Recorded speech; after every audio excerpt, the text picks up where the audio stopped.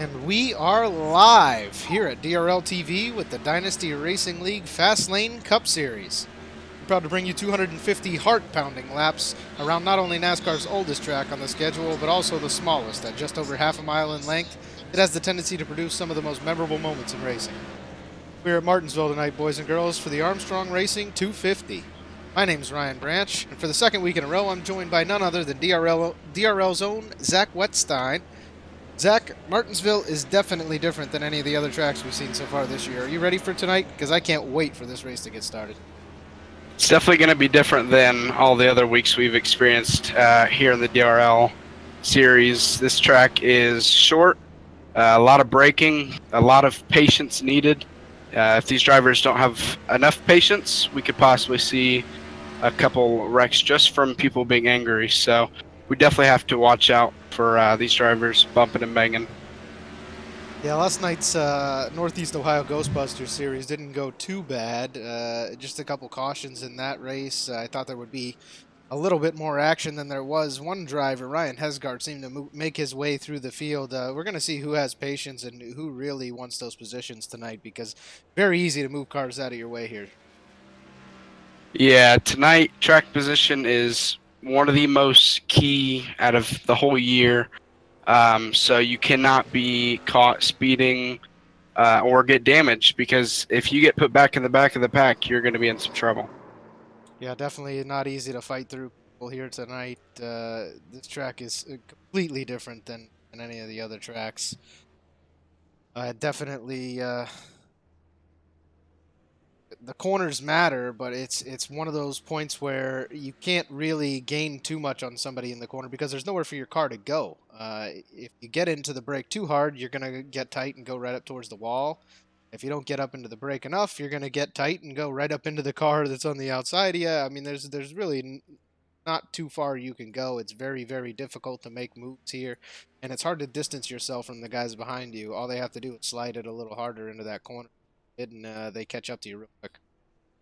Yeah, that goes right along with patience. You guys are going to see here on these restarts soon that even though a person may be faster than the person ahead of them, it's a long line of drivers, um, and you can only go so far until you get to that next driver's bumper, and you can't go anywhere. So these drivers are going to have to use a skill and a little bit of luck with getting on the inside or outside of these other drivers and passing. It's very tough. Looking around right now, see if I can catch anybody qualifying, but it looks like most people have already posted their time. We currently have, looks like Chad Presnall is currently our pole sitter. Yeah, we have Anthony Burrows. We usually see up front in sixth right now. So maybe we'll see a couple different drivers ahead of him tonight. Maybe we'll have someone else who dominates the race and might be able to pull it off. Yeah, this has kind of turned into the Anthony Burrows Cup Series as of late, but definitely a whole different beast tonight. This track is unlike any circuit. Like I said, it's only 0.526 miles long, guys. So instead of the lap number being higher than, or being lower than the mileage number, it's actually higher than the mileage number. It's Yeah, and another thing with track position is if you get caught up in the back, it's not hard to get lapped here. So the drivers are going to need to make sure to be as good as they can on track so that they aren't in that position. We're going to go ahead and pull up the grid. I'm going to pull Chad Presnall in and see if we can get a quick interview with him. He is our pole sitter for Chad Presnall. You got a copy, sir? Yes, sir. I got you. Hey, looks like you posted the pole position tonight, man. How's that feel? It feels pretty good. We'll be looking to go for the sweep this week. We'll see what happens, though. Best of luck to you out there, man. Nice to see somebody else starting up front for once. 10-4, man. Guys, that was Chad Presnall. He is our pole sitter there in the number 55. We have Wade Hustad starting in second position there in the number 32.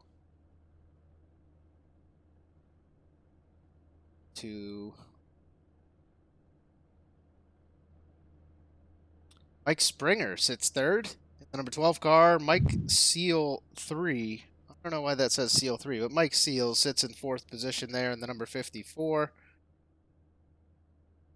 Eric Johnson sits 5th in the number 21. Anthony Burrows, our points leader, he sits in 6th position in the 62. John Theodore sits in 7th. Jordan Gonzalez 8th. Robert Armstrong 9th. Robert Armstrong is our sponsor for this evening's race and all week, actually, here at DRL. Aaron James sits in the 10th position. Chris James sits 11th. Derek Pemberton 12th. Matt Lovett in the 13th position. Brian Mabry sits 14th. Dustin Musial in 15th in the number 22 Bud Light car. Brandon Dalton in the 85 sits 16th. James Pandolf 17th. Daniel Hallis 18th. Joshua Wakefield 19th position. David Wellborn in 20th. Josh Coppernall sits 21st. And Mark Vega is our race control for this evening. One person I'm looking for tonight to pull it out is Wade Hustad, sitting in the 2nd position.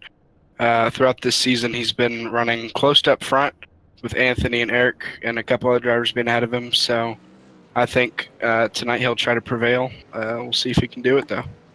Yeah, Chad Presnell mentioned the sweep. He must have won last night's race, yeah?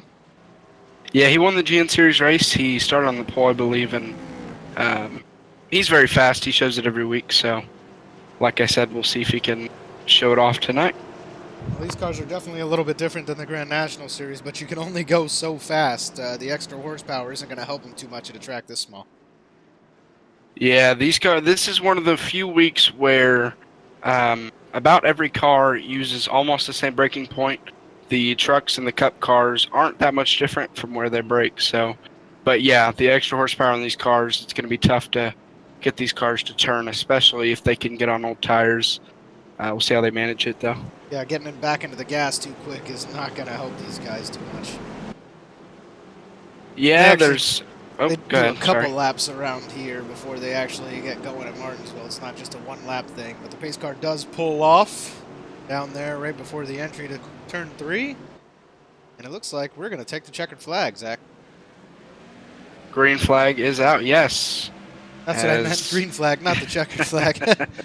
We're going to roll across the start and finish line. That's start-finish line is checkered.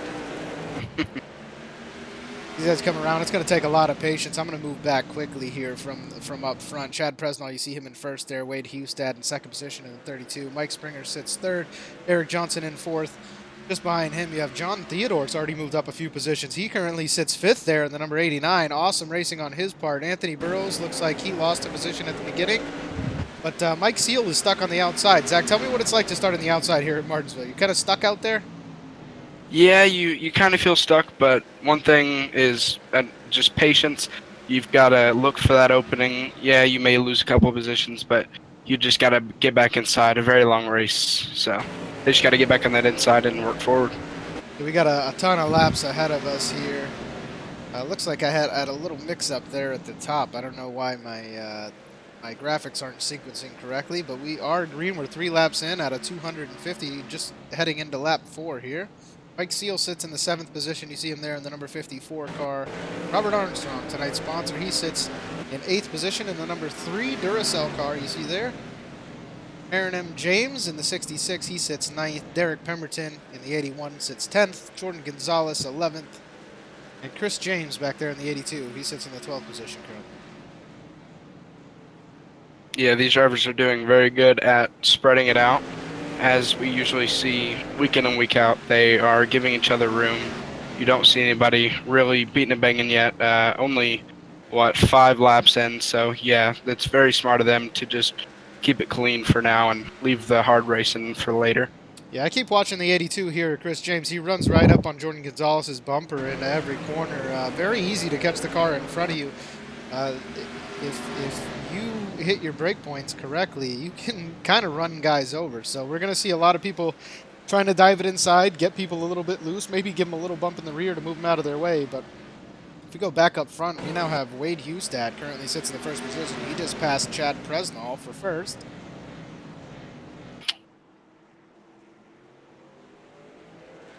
Presnell there in the number 55. Looks like he's running a little bit different paint scheme than he has in past weeks this evening. Awesome looking car he's riding in tonight. Yeah, once you get the lead here, you wanna keep it as it's as we've mentioned, it's very hard to pass. So Yeah, it's a lot maybe easier to we run with can. that clean air in front of you, man. Eventually, these guys are going to start to catch lap traffic as we're only looking at, let's see here, we're looking at 20-second laps around this track right now, Zach. It'll be no time at all until these leaders are starting to catch up to the guys in the back. Yes, it happens very quick indeed. We'll see how that plays out with these leaders once they get to them. And we go back currently, look at the 42 here of Josh Coppernall. He currently sits almost 13 seconds behind the lead already, which means those leaders are only about 7 seconds off of him. Yeah, usually you're about 21 seconds behind the leaders, usually when you're about to get lapped. So. Look, with David Wellborn there in the number 96, didn't have the greatest week last week, but he did stick around. I think he came away with a 16th place finish last week. Not a bad week by him. We haven't seen a whole lot out of the 42 of Coppernall yet this year, though. No, he's had a bit of trouble, but I believe that as the season goes, he'll definitely pick it up and see him doing a good bit better. Awesome looking paint scheme he runs there. He's got the red, white, and blue. The Taki Edits Chevrolet SS.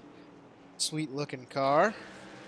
Back forward a little bit here. Joshua Wakefield in the 35. He sits 18th. If you guys see the gap there in front of him, you almost can't see the car that is in front of him, which is the 72 of Daniel Hallis. So those back three drivers kind of look like they're out of their element a little bit tonight, Zach.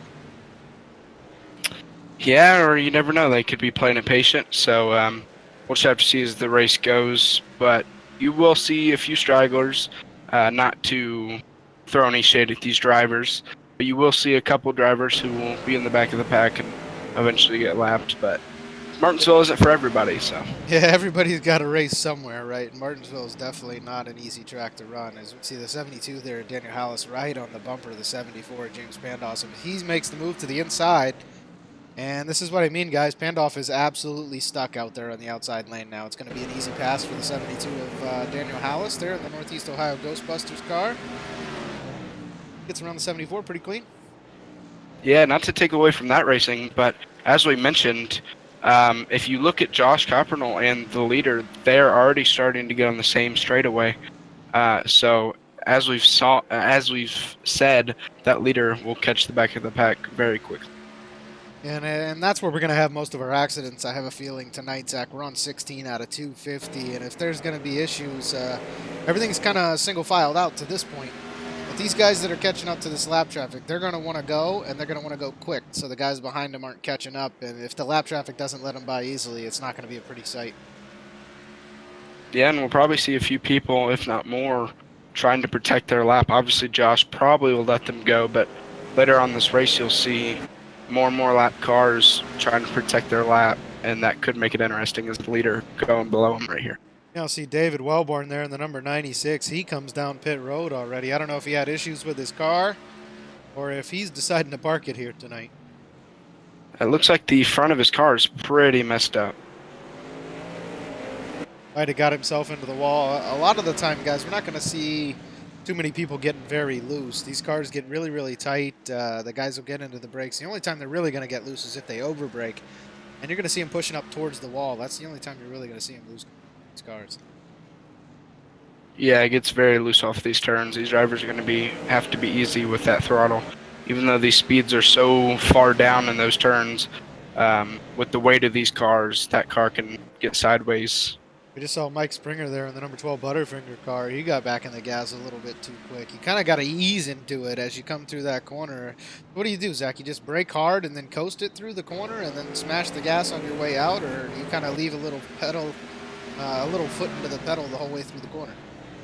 Well, in a perfect lap, you'll put just enough brake in so you don't brake hop or just go straight past the turn and into the wall. You want to let the car roll through the center, and then as you are exiting the turn, you don't want to get on the gas right away, or as we said with Mike Springer, as the caution's out right now, see where this happened. We have... Looks like we have Robert Armstrong, I think. Back and watch this. See exactly what happened. Armstrong here in 3, I saw him moving back through the standings there. Into one.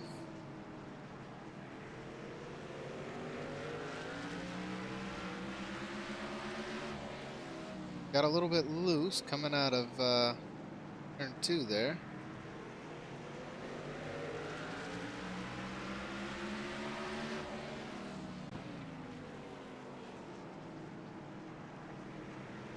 I don't know, was it a Robert Armstrong or was it not? Oh, we Yes, see the it was. It 14 right in front of him gets very, very loose. He has to slow down probably a little more than he wanted to. Yeah, Robert Armstrong on lap 21 coming across the line got loose on the front stretch. There he goes. You guys see him get loose right there in the middle of that corner, and then he gets loose again there on the back stretch. I'm guessing this is the corner where everything just gets back into the gas really quick. Does not happen right there. I still haven't seen where this accident happened, Zach. It is lap 20 coming out of turn 4, and he crosses the line going to lap 21.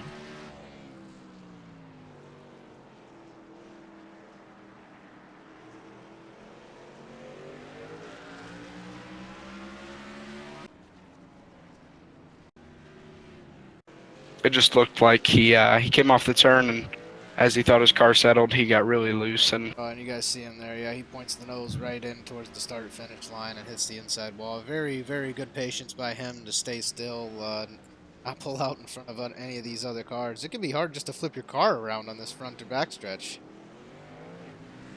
yeah, he got very lucky. His car didn't ricochet off and hit other drivers. He was lucky for his car to kind of stay on that lower lane. So luckily, only a one-car accident here so far.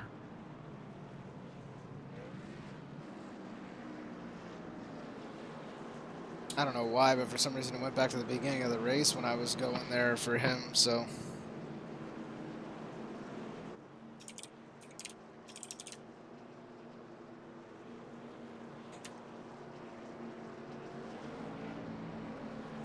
Yeah, luckily, we've only seen that accident so far. These drivers really haven't gotten into it. We haven't seen a two-car accident yet. That's when it can really get nasty, is when we have two-car accidents. The front stretch or back stretch gets piled up, and then a bunch of cars get collected. It looks like the 8 there, Brian Mabry, he gets a wave around. Car that was immediately in front of him also got the wave around. That's the 96 of David Wellborn. Those cars are going to make their way around and end up at the back of the field here as we have Wade Hustad and Mike Springer.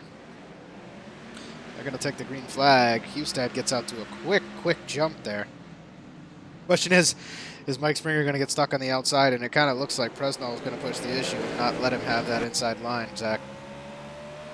Yeah, he's going to hope to keep him on that outside. Doesn't look like he's going to be able to, though. And he does. Anthony Burrows in fourth. Yeah, he rolls through the corner there, gets down in front of the 55, and Burrows is slowly making his way forward here tonight. How much practice do you think Mr. Burrows got this week?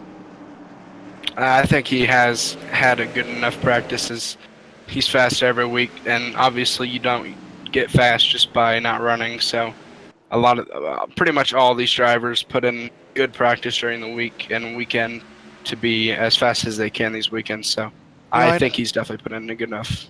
You know, I know it was tough this week, Zach.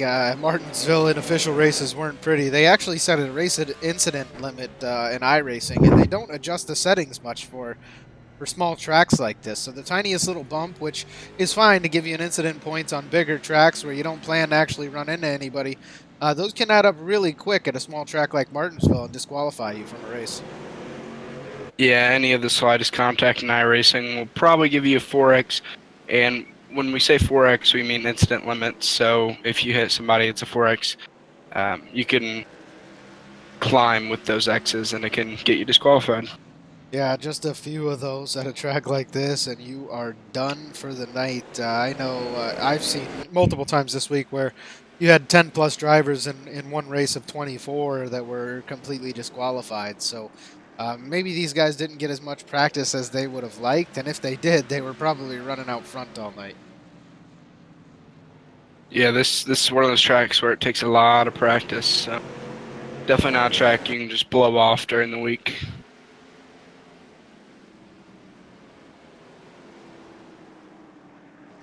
These guys are slowing down significantly as we go to the in-car cam here of Wade Hustad. What are the speeds looking like out there, Zach? How slow are they really going through these corners? Because it looks like they're crawling. Well, on the front stretch and back stretch, you'll see them get up towards about 120 miles per hour, and they cut that in half in the turn, and they go about 60 miles per hour. So you definitely don't see this many other places. You see this at road course, and a lot of people refer to these turns as pretty much a road course because you're braking so much.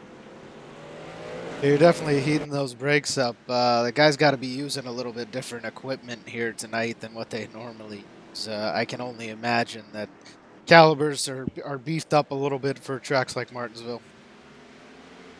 Yeah, your brakes definitely need more air and just everything improved to stay alive here. You don't want those brakes burning out, not at a place like this.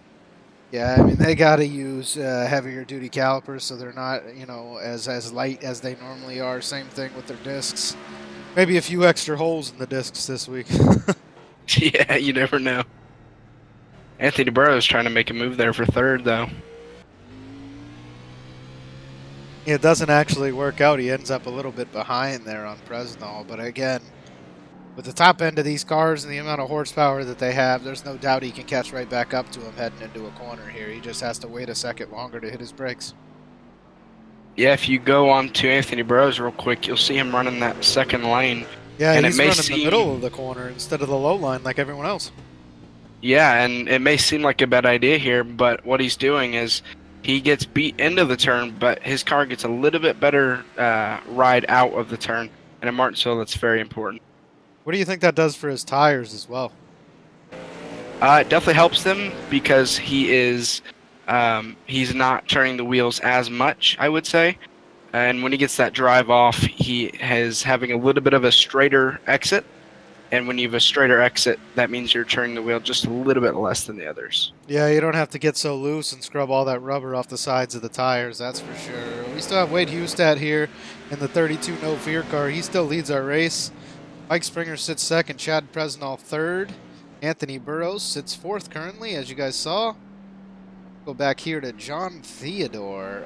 Theodore just joined us last week. We actually brought him in for a post-race interview. He had an interesting pit strategy. He only pit once last week. He currently runs in the 5th position. I know he's a streamer, Zach. Have you got to watch anything out of Theodore here? Do you think he's going to be a contender in the Cup Series? Yeah, I've watched a couple of his streams, and he seems like he can definitely run up there with these guys. Obviously, he's about 3 seconds back from Anthony Burroughs running in 4th position, but running in 5th at Martinsville right now, and he finished 8th last week. He's definitely showing that he's going to come into this league and mess some points up. Yeah, he's currently running there in that the Corey Bush 89 car. That is his sponsor. I know that is a political figure. He talked about it last week. Hopefully he'll finish in the top 3 this evening and we can get another interview with him. I'm sure we'll hear another shout out. If we go back, we have Eric Johnson here in the 21. He currently sits in 6th position. Derek Pemberton sits 7th. Aaron M. James sits 8th. 9th goes to Mike Seal, which I believe tonight is our first race seeing him. He has fallen back quite a few positions this evening. We pull up his driver information. He started in 4th position. He currently runs 9th. The highest, it says the highest he's been is 6th. So that means he lost his 4th position right at the beginning of this race, and it seems like he's fallen back since then. Zach, what have you seen out of the 54? Yeah, at the start, what can probably explain what happened to him is he probably spun his tires. It's very easy to do that in restarts, and I think he's just driving a little bit too hard, and his exit speed, as he gets loose right there, his exit speed is just really hurting. So he's just got to get a little bit more patient throughout this race and take the turn a little bit easier, and I think he'll have a better turnoff. Yeah, it looks like in that last corner he actually headed in towards that middle line, kind of like we saw Anthony Burroughs run. But then he got really, really, really close to the yellow line on his way out of the corner. So maybe he stayed out of the gas for too long there. It looks like he was kind of turning the car a little bit too much. So every little millisecond counts here, guys. There's marks that these guys are trying to hit. They look for key locations on the wall. They look for different people in the stands or signs on the walls, things like that for where they should brake and where they have to get back into the gas. And we're 46 laps in out of 250. After a little while, it kind of starts to lull you to sleep. So you have to stay very, very sharp. You have to pay very good attention and continue to hit your marks as well as you did at the beginning of the race, all race long. Yeah, last week we talked about how you can get tired and mentally out of state in these races. But in Martinsville, it's times 10 because it's such short laps and you seem like you're turning every bit of the track, and it can get very annoying. But as just about every track, you've got to mentally stay focused and keep making your marks. Yeah, it's definitely not easy, especially if you're not racing around somebody for a little while. These leaders who have all this clean air for as long as they do, sometimes they're almost happy to reach lap traffic just to change things up a little bit and not run that exact same line where you feel like, oh wait, I'm turning left again. Yeah, you definitely want something new once in a while so you don't get out of focus there. Oh, I believe Chad Presnell got in the wall a little bit there out of 4. Actually, didn't see that. I was looking at Mike Springer there on the 12. It doesn't look like that's affected the 55 too much there at Presnell. As these leaders come up on some lap traffic, you see the 8 on the outside there. Excuse me. Of Brian Mabry. They get by him quite easily, and now they approach the number 35 car of Joshua Wakefield. You know, at any point, Zach, these lap drivers can make it difficult on the leaders. Yeah, these leaders, they're very fortunate right now. They're not running into any lap cars that are in a line. So if we eventually have a line of 3 or 4 lap cars, that can make it very interesting with these leaders. They've got to have a lot of patience. But as you see with these lap cars... as the 35 goes up and gets into the wall there, and that's what we see, guys. What Zach was just talking about, if there is a line of lap cars, this is a gentleman's league. It's kind of built on the principle that if you got somebody coming behind you and they're racing for a lead or they're on the lead lap and you're not, you get out of their way. You know, it's kind of just common courtesy. And if we did run into a group of lap cars in a row, they're going to get nervous. They're going to try to stay on that outside, but you got to get back into the gas and try to keep yourself somewhat proficient. And we saw it get the best there of Joshua Wakefield as he hit that outside wall.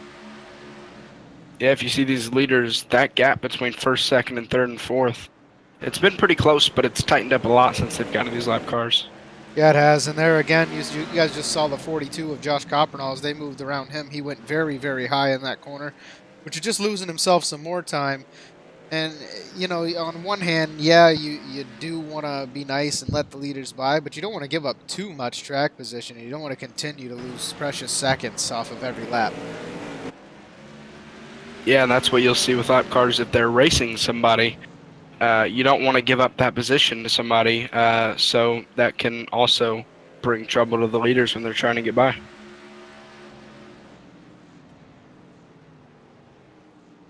We are now on lap 56 of 250, and we still have Wade Hustad leading out front. Mike Springer has moved into the second position, putting Chad Presnall back into third after starting up there on the pole position. We got that quick interview with him before the race started. And Anthony Burrows, he's lurking there in the number 62, Zach.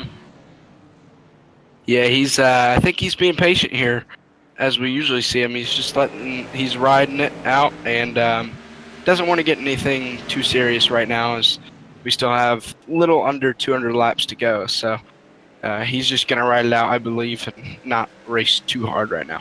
Yeah, he's just keeping his eye on those guys in front of him, seeing what they're doing, seeing if he can make that middle line work, which he seems to be making it work better than pretty much anybody else through the apex of those corners. These guys are currently only about a second off of where they started this race as far as lap times are concerned. So the tire wear hasn't taken nearly as much of effect as we saw earlier this season so far at places like Atlanta and Texas. The tires can be absolutely detrimental to the car after just 10 quick laps there. And we're now 59 in here with only one caution. And these guys don't seem to be too far off pace. No, these tires are doing good right now, but if we keep going, you'll definitely see fall off, as Martinsville definitely wears not only on the brakes, but the tires as well. And there's a little bit of that bumping I was talking about earlier, guys. Things like that, those tiny little bumps by the 12 and the 55 and the 32 there in that last corner. That's the kind of stuff that hurts you in official races and iRacing and makes that incident limit go up. I believe Dynasty Racing League got rid of that incident limit or raised it significantly for tonight's race, just to make sure these guys don't get disqualified. There we see the 32 of Wade Hustad gets into the inside of the number 9 of Jordan Gonzalez there, almost turns Jordan sideways, and now Jordan says, hang on a second, let me move over and get out of your way. Yeah, and there's a case of the leader just getting checked up by a lap car, and that can cause many problems. You know, and how much damage can these cars really suffer before it starts to affect them here, Zach? I know they can take a little bit more of a beating than most weeks. Well, this is definitely not an aero track. You can afford damage and still run good here. Obviously, you don't want to get too much damage, but usually here you're more afraid of getting that front motor messed up and blowing up more than you are being aero damaged. Yeah, I don't think you have to worry about the rear of the car too much, the sides of the car, if you rub somebody or touch a wall, but definitely you don't want to crinkle that front end and cause a little too much damage and not allow enough air to your engine there. Blown motors are something that we see. These cars, whether they shift or not, you see large RPM changes, you know, from 3 to 4,000 in the corner all the way up to 7, 8, 9,000 down the straightaway. So, definitely can heat the motor up, and if you get too much front-end damage, you can blow a motor pretty quick. Yeah, I raced the trucks here earlier this week, and I barely hit somebody, and I ended up blowing up about 50 laps later, so it's very important to keep clean, and that's what I mentioned with Anthony Burrows. He's just trying to be patient here and keep that car clean for now. You know, Zach, I want to move back through the field and kind of focus on some other drivers, but once again, we got the 32 of Hustad as he approaches a couple of lap cars. They're the number 3, tonight's sponsor of the race, Robert Armstrong. Had some issues early. He's the one who caused that first caution as he comes down onto the inside of that straightaway and slows down significantly to let those leaders by. Class act there by the number 3. Yeah, definitely like seeing that. Don't want to cause any problems here. As, man, these leaders are just all over each other right now. Springer all over Hustad, and 55 of Chad Preston all over Springer. There's only so racing. Far they can go. That number 12 looks like he's kind of getting loose out of every corner, but if you don't brake enough, you're going to smash the guy in front of you. If you brake too much, the guy behind you is going to plow you over. It can be a difficult situation racing on each other's bumpers, especially. We know how fast all 4 of these guys are week in, week out. We're talking about mere milliseconds here between their decisions, Zach. Yeah, racing behind somebody can really mess up your own line. You're so focused on the back of their car, not hitting them, that you forget to rotate your car enough or braking point. As Hustad gets loose, it can really mess you up sometimes. Oh, we see the 12. Brandon Dalton in the 85 there pulls right in front of Wade Hustad and then almost loses his car going through out of that corner. See the 85 of Dalton, he does go up high as the 55 of Presnell tries to stick his nose in there and get underneath the 12. We were 3 wide in that corner, Zach. Yeah, Mike Springer got loose in turn before, almost spun out, but that's what helped the 55 Chad Presnell to get under him, but it didn't work out in the long run, and Mike Springer keeps second for now. I can't believe Presnell didn't make that happen. He had to have gotten nervous when that lap car moved out there towards the wall. You never want a lap car or anybody for that matter, to touch that wall and snap back down and wreck it out, especially forcing the issue. We're only 70 laps in out of 200. So, not the time to be pushing things like that, is it? No, definitely right now you don't want to cause any problems. And this is the point of the race where if you do something like bump somebody or something at lap 248 and you're ahead of them, they might remember that. They most likely will remember that and could come to bite you. How long do we know how long these guys have on a fuel run? We got to be looking at some green flag pit stops coming. I'm not too sure. I can figure it out here real quick. Fuel can't be hurting them too much. Again, we currently, our leader, Wade Hustad, there in the 32 as he goes to the inside of the 96 of David Wellborn Jr. He ran a 21.512 last lap. His best lap tonight was a 20.74. So again, they're only about 1 second off of where they were at the very beginning of this race, so the tires can't be killing them too much. If they got plenty of fuel left in the tank, then they still have plenty of laps left to run these tires. Yeah, it's gonna get interesting. I'm just calculating this fuel real quick. Zach pulling out the quick fuel calculations like it's no big deal. We see a little bit of a gap forming there between Wade Hustad and the 12 of Mike Springer, and it looks like Presnell is still riding right on the bumper of the Butterfinger car. I have a feeling it's no time at all until Presnell makes the move and gets around Springer.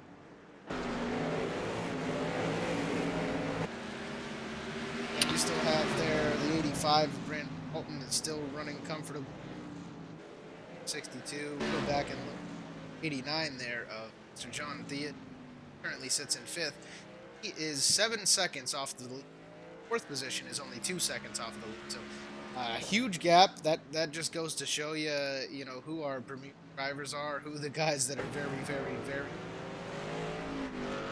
Nobody has anything. Yeah, right now they don't. But as I said last week, you never know who's playing the patient game. John Theodore could easily just be taking care of everything right now. Never know.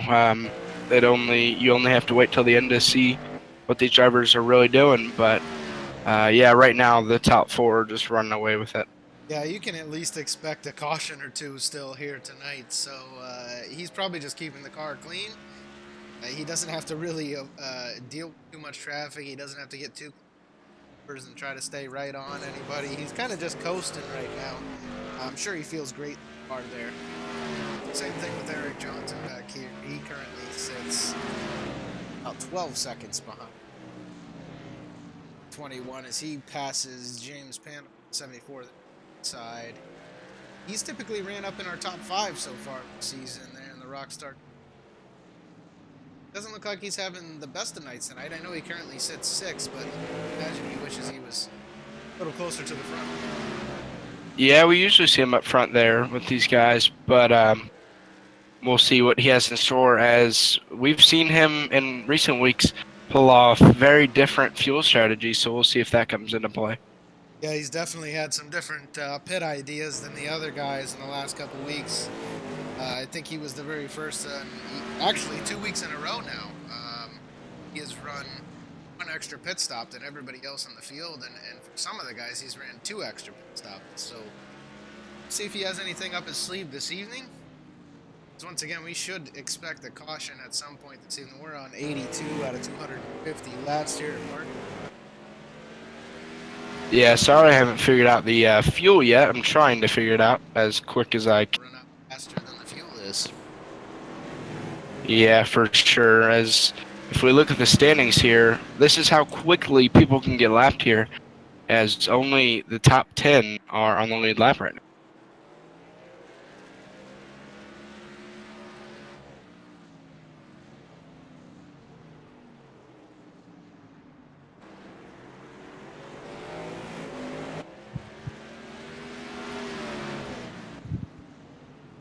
Guys, focusing here on Mr. Wade Hustad. Actually, I'm going to go look back and look at Presnell, as Hustad now has a little bit of a lead over the next couple drivers. We got Anthony Burrows has passed Mike Springer. Presnell got around Springer, and Burrows sits in 3rd position right now. Looks like he'll soon to make a move, as he does. He dives to the inside of the 55. The 55 lets him go. Class act there again. This is a gentleman's league. These guys know when they're beat, Zach. No need to force the issue this early in the race.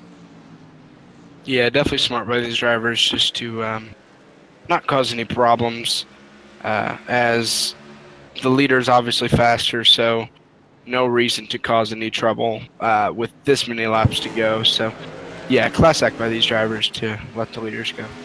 Looks like Presnell might be taking a little bit of notes here from Anthony as he follows right behind him. Presnell was historically running that bottom line for the entire evening, and now that he's behind Anthony Burrows, Burrows got around him. He's running that middle line, Zach.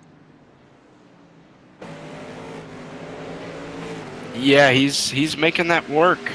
I definitely think that him entering that high is helping his exit, as I said earlier, getting a straighter exit, not getting loose, definitely helps your speed. So I think that higher entrance is definitely helping him arc the turn and get a better exit. We've seen this week in and week out by Mr. Burrows. He takes his time. He tries to catch guys late in the flag runs, and we've had a lot of green flag runs here so far this year with the Dynasty Racing League. Awesome to watch these guys come out and actually get to race every week. You know, you don't have races full of, half the race is under yellow. I thought it was going to be a different story here tonight, Zach, and these drivers have proven wrong. Yeah, every time you think these drivers might put a caution, which they usually don't put on, they never put on a caution show. But at a place like Martinsville, you can definitely have your doubts.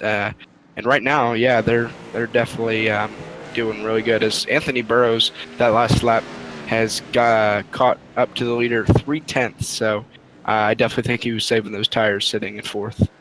Yeah, he's definitely running pretty quick right now, Zach. We had Wade Hustad. See as they come across the line. Wade Hustad ran a 21.689.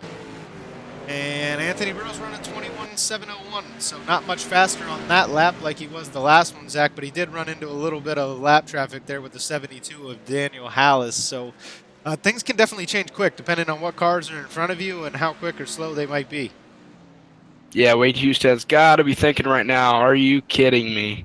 As he's built up such a nice lead as it's back to 1.9 seconds, but he's got to be looking at those standings on his black box thinking, man, I built this lead, and Anthony Burrows, just as fast as he is taking it down.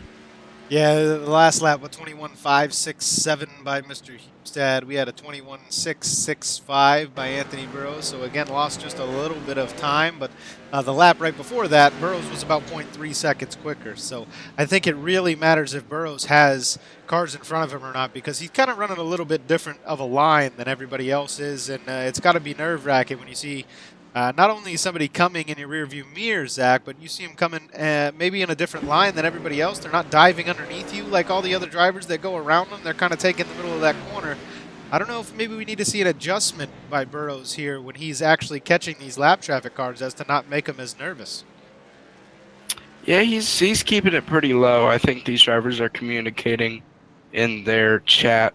But just a second ago, we had no lap cars between Anthony and Wade, so I thought Anthony might close that gap a little bit more, but now there's one lap car in between, so not much time here where you don't have a lap car in front of the person you're trying to catch. Yeah, I think there we have Aaron James in the 66 Kellogg's car between the leader and second place of Anthony Burrows. Currently sits 2 seconds behind first of Wade Hustad, the No Fear 32. I'm going to focus in here. We're going to watch Mr. Mike Springer try to navigate around Daniel Hallis. I'm going to take a quick break, ladies and gentlemen. I'll leave you here with Zach. Again, Zach, I am focused currently on Mike Springer as he moves to the inside of the 72. All right. I will be back in about a minute and a half. Yeah, as Mike Springer trying to catch Chad Presnell. Mike started he started third this race, so he has only lost one position since the start of the race. Not too bad for him. He's definitely lost time from the leader throughout this green flag run, so we'll see what he can do here. Soon, we probably will be seeing green flag runs the next, I would say, at least 20 to 30 laps. It's definitely going to be interesting if we get some green flag pit stops, as the pit entrance is right there on the back stretch. And it can be very interesting if two cars are together pitting right there. It can get very dangerous, as this pit road is very long and winding. So hopefully we get to see those green flag pit stops and see how these drivers navigate that. As right now we see Mike Springer coming into turn 3, just passing the 72 at Daniel Hallis. You can definitely see how that messed up his entrance, getting past Daniel on the back stretch. It can definitely mess up your entrance, and it'll just mess up your whole turn. So that is one thing you have to deal with here with lap cars. But right now he has a really clean track in front of him, so that's probably good news for him, as he doesn't have a lot of stuff happening in front of him. The next driver, Tim, and caution is out. We'll see what happened here. Ooh, we have the 74, I believe, of James Pandoff was turned back stretch. It's like the 96 of David Wellborn. Oh, 96. I'm sorry. On the track as well. Yeah, I'm sorry. 96. Let's see if we can see what happened. Yeah, I originally thought it was James Pandoff. My apologies. See him go high here. Oh, as he comes out of the corner, the 21 and the 54 were battling there. Eric Johnson on the 21 car and the 54 of Mike Seal. They were battling one another, and Eric Johnson just gets right back of him. Let's try to watch that one more time and see if we can see that from Johnson's point. Yeah, Ryan, I was just talking about how interesting these green flag pit stops would be, but we're not going to have those right now anymore because of that. So that's a little bit all unfortunate. These guys are going to get a free pit here. We see Eric Johnson to the outside here, the 81 of Derek Pemberton. Gets into Derek Pemberton a little bit. And these are those bumps I was telling you guys about earlier. The tiniest little mistakes. And he got back into the gas just a little bit too soon. Wellborn was not ready for it, and Eric Johnson turns him there on the backstretch. Not much Eric could have done. He could have stayed out of the gas, but again, that would have allowed the 54 to run on the inside. Yeah, a lot of give and go on this track, and sometimes you just give a little bit too much. See all these guys pull down pit road. Looks like everybody got a pretty standard pit stop there. Be hurting too bad. I think you still had the leaders come off in the same order. We got Wade Hustad and first. Actually, Wade Hustad must have either. Oh, did they not get a chance? Oh, everybody who's on pit road is actually a lap down. So now our leaders are going to come down. I'm sorry, I'm still on instant replay, aren't I? Yeah, I believe they already came in. Everybody came out just almost where they were, except Eric Johnson. He lost 3 positions on pit road there. Unfortunate for him. Messed up a little bit. It looks like the 22 there of Dustin Musial sits just behind the pace car in front of our leader, Wade Hustad. He will likely get a wave around, I imagine. Yeah, he's going to try to get one of his 16 laps back. So that's definitely unfortunate for him to be 16 laps down, but you just got to get as much as you can and race the race. You see James Pandoff took a long pit there, over 45 seconds. Obviously had some repairs to get done while he was on pit road. 22 makes his way around the pace car. David Wellborn, who did get turned back there, it looks like he got turned and he hit the outside wall, maybe crunched up the front of the car a little bit. He's been on pit road almost a minute already, so he'll definitely be down there in the garage for a few minutes, getting some repairs done to that car. As the pace car pulls off, heading into turn 3, and we're going to come back around and collect the green flag. We see Anthony Burrows starting on the outside here, Zach. You think he'll be able to move down in front of the 55 at Presnall, or what? I don't know if he can get a good run off of... oh, no, he already has him clear, I think. But if he can get a good run off of 2, he might get that lead. He's been working that middle line anyway. He kind of likes to run out there, but I don't know if he's going to be able to steal this from Hustad or not. It might be more wise for him to drop down in front of the 55 and just take the one position he can get. Very close racing by these drivers right here, right now, Zach. Yes, he's not going to be able to pull down. Very smart move of him. Or Chad Preston might have gotten in the back of him by accident. So very close racing, as he'll be able to keep that second position. Yeah, he does finally. Presnall lets off a little bit. Anthony's able to take that position. And we kind of see him in an accordion there in the middle of the corner. As these cars start to stack up, nobody's sure who's going to hit the brake and when they're going to get back into the gas. And just trying to stay patient. We're 111 in here out of 250, and there's a lot of race ahead of these guys. Yeah, and it's going to get interesting because I'm pretty sure, I don't know the exact fuel, but I'm pretty sure they won't make it from here. So if they cannot, it's definitely going to get interesting to see when people pit, as who knows if we have another caution or not. And if you pit and go a lap down or more, and don't get a caution, you can be wrecking the backstretch, as I think they keep it together.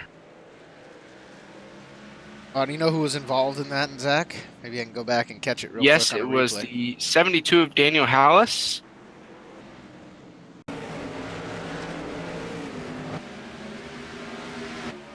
See the 72 running on the inside of the 21 of Eric Johnson. And once again, Eric Johnson getting into people. Eric is having some struggles this evening. Two guys he's ran into now. He's the one who kind of caused it before with David Wellborn, and then we see Daniel Hallis just he sped up into the outside there of the 85 of Brandon Dalton. Didn't have any room. The car got tight, and he kind of just moved to the outside line. Guys, whether that looked intentional or not, these guys don't really have a choice at that point. If they hit the brakes, the car coasts towards the outside wall. If they get in the gas, the car coasts towards the outside wall. There's not much you can do. You kind of have those outside wheels pinned down to the racing surface, so only so much you can do to stay out of that car on the outside of you. Yeah, it's very tough. Luckily, they didn't bring out a caution, though, so that's very fortunate. Yeah, Daniel Hallis was either able to gather it up and keep his car straight. We see Burrows and Husted kind of putting a little gap between themselves and the 55, but once again, the middle of that corner, the 55 is right back on their bumper. That just goes to show what you were talking about earlier, Zach, where Burrows is kind of rolling it through that corner. He's losing a little time early in the corner, but he's getting a huge jump coming out of him. Yeah, you definitely see the difference between entrance and exit. It helps Anthony more in these circumstances. As I said, getting exit off is a lot more important. He continues to just coast along, run that outer line. We only have 8 drivers on our lead lap right now. Eric Johnson sits in the 8th position there in the 21, the one who caused that last incident. Did he receive an end-of-line penalty the last time, Zach?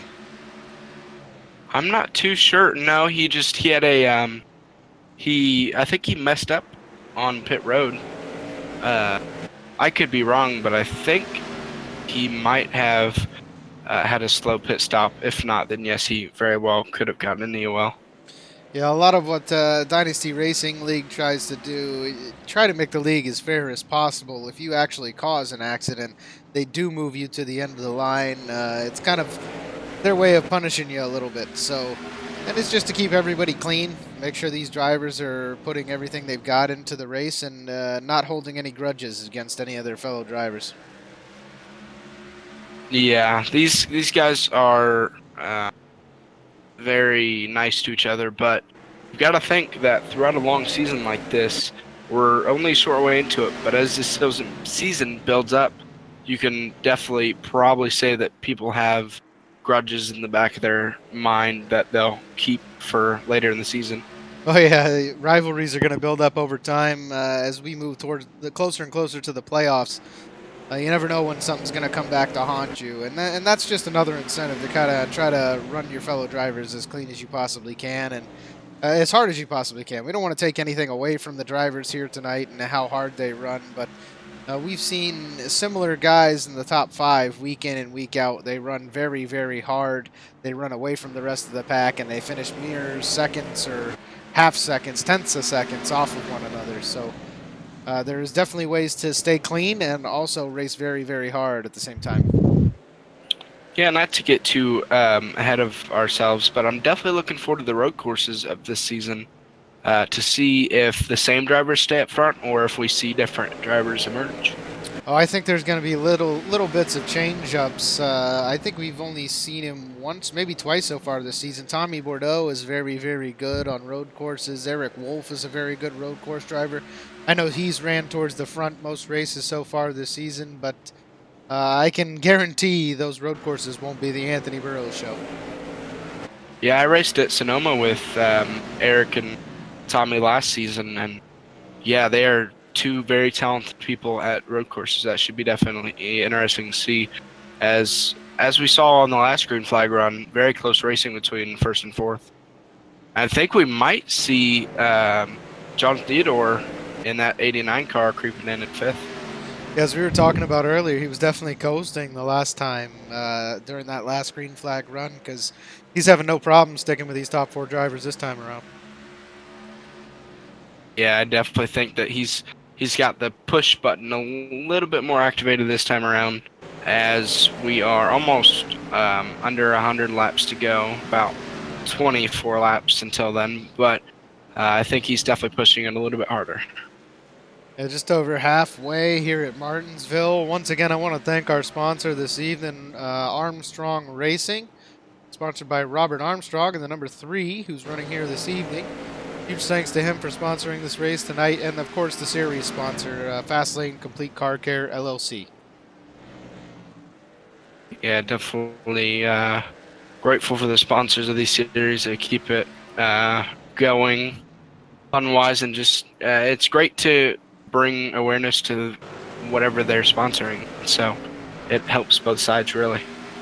Yeah, anybody who's interested in sponsoring a race individually or entering into a partnership with the Dynasty Racing League, please visit www.dynastyracingleaguetv. We're happy to continue to build relationships with different sponsors and things like that. So, looking for that week in and week out. These top 5 drivers are just untouchable at this point as they once again catch the number 35 there, Joshua Wakefield. Go back through the pack and see how our number 6 driver's doing here. We got Derek Pemberton in the 81, gets a little bit loose coming out of that corner. We haven't seen Derek Pemberton the last week or two. Do you know where he's been, Zach? No, I do not. But obviously, this is a simulator, and so sometimes real life takes over, and that could possibly be it. If you look at Derek's car, though, right now, you can definitely tell that hood is built up or has crunched up a little bit. Let's hope that doesn't affect him later on. Yeah, I don't think it's hurting him too bad so far here tonight. Let's look at his current driver information. He started in the 12th position. Only holds a 15.06 for an I rating, so awesome to see him come out here in this Cup car and do what he's done this evening. This is his highest position he's held this evening so far, so great job by him. You know, he started in 12th. He's already gained 6 spots, and hopefully he can hold on and at least come away with the top 6. Yeah, definitely very impressive by him. Usually kept out by these other fast guys. We haven't seen him up there too much, but I think that as the season goes, we'll definitely see Derek up near these front drivers. I've raced with him before, and he's a very good driver. I'll go back now. We'll look at Eric Johnson here in the 21. He started in 5th. He's actually lost a few positions here tonight. Highest he's been is 4th. Currently runs in 8th. Yeah, definitely odd to see him back here. He might just be having troubles. This, as I said earlier, this is not everybody's track, so you definitely see sometimes the faster guys struggle that you usually see up front. But as I've said before, maybe he's just conserving, and we'll just have to see later on. Go back. Just behind him is Brandon Dalton. Not only is he the car just behind the 21 of Eric Johnson, but he's an entire lap down as well. So just by passing Eric Johnson, he's not going to gain a position. He has to pass quite a few drivers here tonight. Johnson sits 9 seconds behind the leader, so still a long time until they put another car a lap down. Let's move back through the field and look here. Chris James in the 82 sits 10th. Aaron James in the Kellogg 66, he sits 11th. Robert Armstrong there in the number 3. That's the Duracell Menards car. Robert Armstrong, our sponsor for tonight's race, he sits in 12th position. Josh Coppernall's moved up to 13th, Zach. Yeah, we said earlier that he hasn't been too fast this year. Not too fast, but we just haven't seen him up there, and he's making his way up. I think he was running 20th earlier, so definitely an impressive run from him since earlier. Yeah, he's definitely got a little bit of a crunched front end, but we've seen that from almost every car on the track here tonight as Wade Hustad catches up to the rear of his vehicle. He's moved up quite a few positions. He started in 21st. He currently sits 13th, highest position he's been all night. And another driver, great to see him out there doing as well as he is. Guys, I know it can look, for all of you viewers at home, it can look crazy to see these guys lapping cars and lapping cars. You think, half a mile, how is somebody lapping somebody else? But some of these drivers are just on an entirely different level, and once you take some damage to that car, it's just not easy to hold on to it. Yeah, we talk about lap cars, and you might not think about Brandon Dalton and Chris James currently sitting 9th and 10th. It may not seem like a very important spot to race for right now, but these two drivers, Brandon Dalton right now is in the free pass spot. So if the caution were to come out right now, he would get a free lap and he would be able to pit. So Chris James definitely wants to try to get to Brandon and get that free lap spot. Yes, he does, and he's not too far behind there. The 82 Busch car of Chris James slowly closing the gap behind Brandon Dalton. I think he currently sits about 2.5 seconds behind Brandon Dalton, so won't take much for him to catch up to him with a clean track in front of him. Yep. As it's just amazing. These front 4 and 5 drivers just still staying bumper to bumper right now, other than when they're in lap cars. You know, and I talk about it every week, Zach. We're 143 laps in out of 250. That means these guys have ran about 80 miles of racing so far already this evening, and they're within 1 second of one another. Yeah, it's definitely crazy. We've said it before, just how these guys hit their marks every time.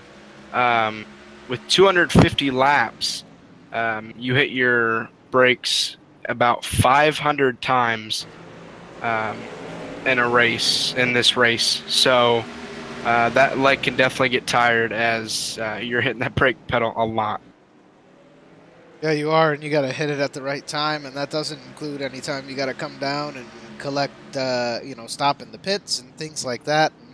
And, these guys are almost hoping for something to happen here. There's no way they can be just comfortable riding right on each other's bumpers for this long of a time. Yeah, we saw Anthony Burroughs sit back and forth last time, and he just gained a bunch of speed late in the run. So I definitely think he's doing that right now. He's just being real patient. But it's hard for him to be patient when he has Chad right on his bumper. You know, we almost just had another incident there. It looks like Mr. Wellborn in the number 96 is not getting around the track too well. And he got gotten into by Eric Johnson earlier in the run by not getting out of the corner fast enough. It almost happened again there by the number 12 of Mike Springer on the last time by. So at what point, Zach, do you decide your car's too slow and maybe you should just pull off the track and call it a night? Yeah, if you're just slow and everybody's passing you, and you seem like you're driving a wreck in the backstretch with the 54 spun out because him and Josh Coppernoll made contact. Back and see if we can get a look at that. I was on Josh as well when that happened, so that came out of nowhere. So that's the number 54 car? Yes, between him and the 42 of Josh Coppernoll.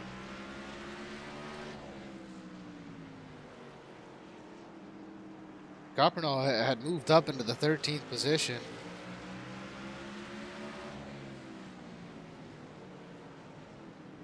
He goes to the inside there, the number 9 of Jordan Gonzalez in turn number 2.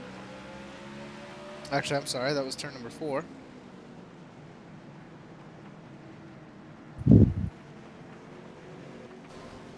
Oh, Coppernoll bounced off the wall just a little bit, as did Jordan Gonzalez, and it looks like he kind of got back in the break a little early there. The 54 goes very, very high. But again, that allows him to kind of boost off of that corner. As you see, once again, the 96 of David Wellborn there, just behind the 40 Coppernoll. Let's see what the 54 does here. Yeah, if you can, after checking that out, if you go check out the race off of pit road between the leaders, I mean, they were side by side coming off the pit road. It seemed like they were about to go get the green flag.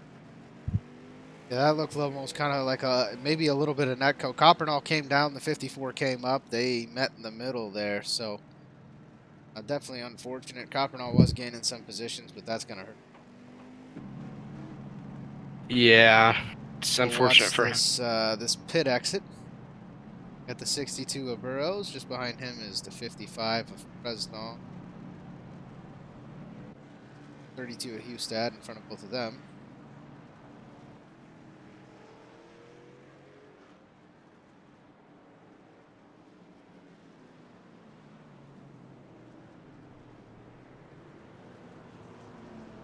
In that predicament, it's so easy to speed when you're trying to beat someone else off pit road. So you got to make sure not to hit anybody and keep that speed below 36. You got to keep it at 35. So Watching Hustad right now as he takes the rights, he takes the lefts, he speeds off Anthony Burrows almost. Oh my gosh, wow.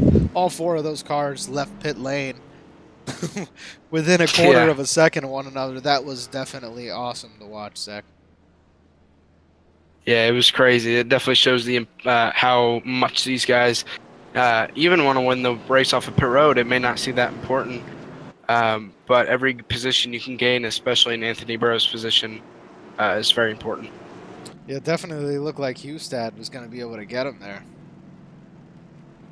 Oh, and it looks like we get an extra lap of caution here. We're supposed to go there, but it looks like race control has thrown an extra lap of caution. Might have been a little bit of a mix-up. Somebody was supposed to get an end-of-line penalty, something like that, and it didn't go through quick enough. But race control's awesome in these races. I'm sure they'll get it sorted out, Zach. Yeah, they make sure everything's right before we go green. We will have 96 laps when we go green here, so I am 99% sure now we are good to go on fuel. I could be wrong, and I hope I'm not, but I am almost certain that we are good on fuel. As we are under 100 laps, and I believe you're able to run over 100 laps with fuel, so The we'll pace see car here. pulls in, and once again, we're going to collect the green flag here. You know, Zach, I don't know if it matters if we're good on fuel or not. I do expect another caution here tonight. Yeah, I definitely think we will too. These drivers are clean, but it's only so much clean driving you can have here at Martinsville. You know, just like the last restart, Anthony Burrows drives that middle line, gets out in front of the 55, but he's definitely pushing the 32 of Hustad a little harder than he was in that last restart. Yeah, even though Anthony Burrows is having a better lap here on the outside, it's very hard to pass on that outside. I think he's going to make it work. Wow. Oh, he wanted that position so bad, but he's not going to give up what he's doing, Zach. He's not going to change his driving style just to get down in front of the 32. He's going to continue to roll the middle of these corners and continue to drive the line that he's been running all night. Yeah, but Wade Hustad says, no, sir, I want my position back. But he's just struggling right now to make it stick on the bottom as Anthony Burrows is just rolling so good.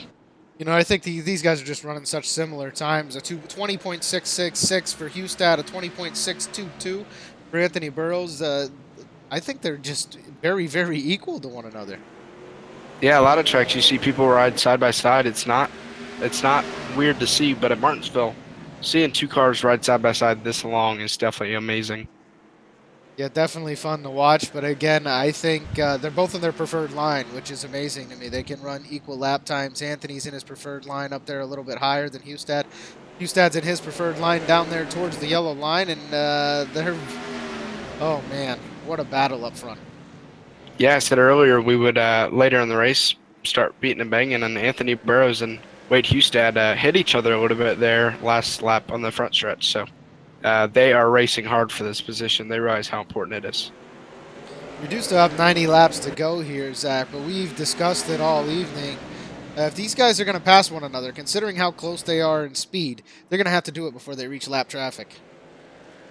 Yeah, and you've got to think, with how long these guys are running side by side, how much longer can they do it before their tires start really wearing off, and someone like Chad Presnall sitting in third might be able to take advantage of it. You know, and the weird thing for me, I feel like Anthony's very, very comfortable there on the outside. I haven't been paying too close attention to Hustad's line as he's been leading almost this entire race. I would imagine Hustad's definitely burning up the tires a little more than Burrows is right now. Yes, they are just still side by side. Anthony is losing a little bit of time here in the last few laps, but I mean, it's just amazing these guys are still running side by side with tires starting to wear out a little bit. Uh-oh. Oh my gosh, they get very, very close to one another. I'm going to go down to the in-car camera of Wade Hustad and see exactly what he's looking at as he enters every single corner.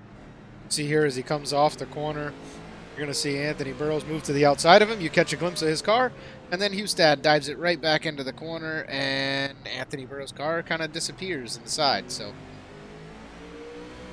yeah, when you're on, this is just an amazing race, Zach. I don't know if you've gotten an opportunity, but if you watch these guys from the in-car cam, how close they are, all lap around, every single lap around this track. This is absolutely amazing racing by these two drivers.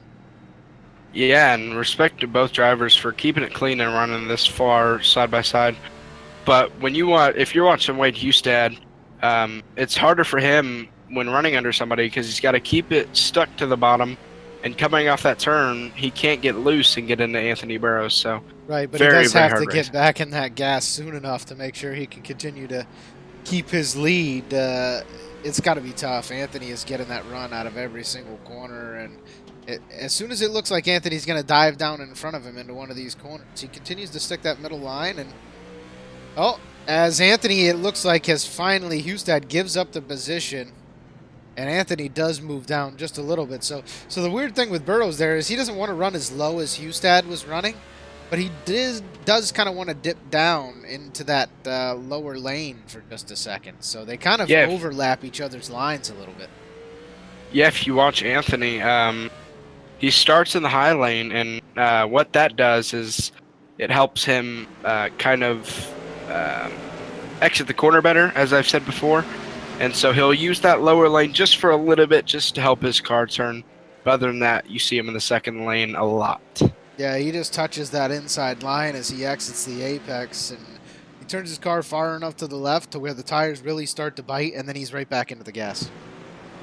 Yeah, if you got to think, if you're Chad or Mike or even John, they were praying and hoping that Wade Hustad would have stayed ahead of Anthony there, as if Anthony runs away now, we've seen when he gets the lead, he can be very dangerous. Yeah, I don't know if I would call anybody running away with this one yet, Zach, but at the same time, I know Hustad definitely did some damage to the tires trying to keep Burrows behind him. Yeah, but Anthony Burrows definitely burnt his tires more there than I think he wanted to originally. We'll see how that handles later on. He's definitely been strong as these runs have gone on. I don't know if he will have that advantage late in this green flag run. We still have 76 laps to go here at Martinsville, as we see the leaders come around the 96 there, David Wellborn. I was talking about him earlier, Zach. Wellborn is getting himself into some very, very close situations tonight. Yeah, we were talking about how slow you can be before you decide to park it. And I think race control actually controls that. So obviously they think that he is fast enough to where they're going to let him finish his race out. And when you're running that slow, respect to him for staying in it with how long this race is and how slow his car has been because of damage. Yeah, just sticking around. These guys do get bonus points here for staying around, finishing the race, finishing out as many laps as possible. As we see the 89 there of Jonathan Theodore. Looked like he went to the inside of Springer. Almost got the position there. Yeah, as a driver, number 12 maintains fourth position.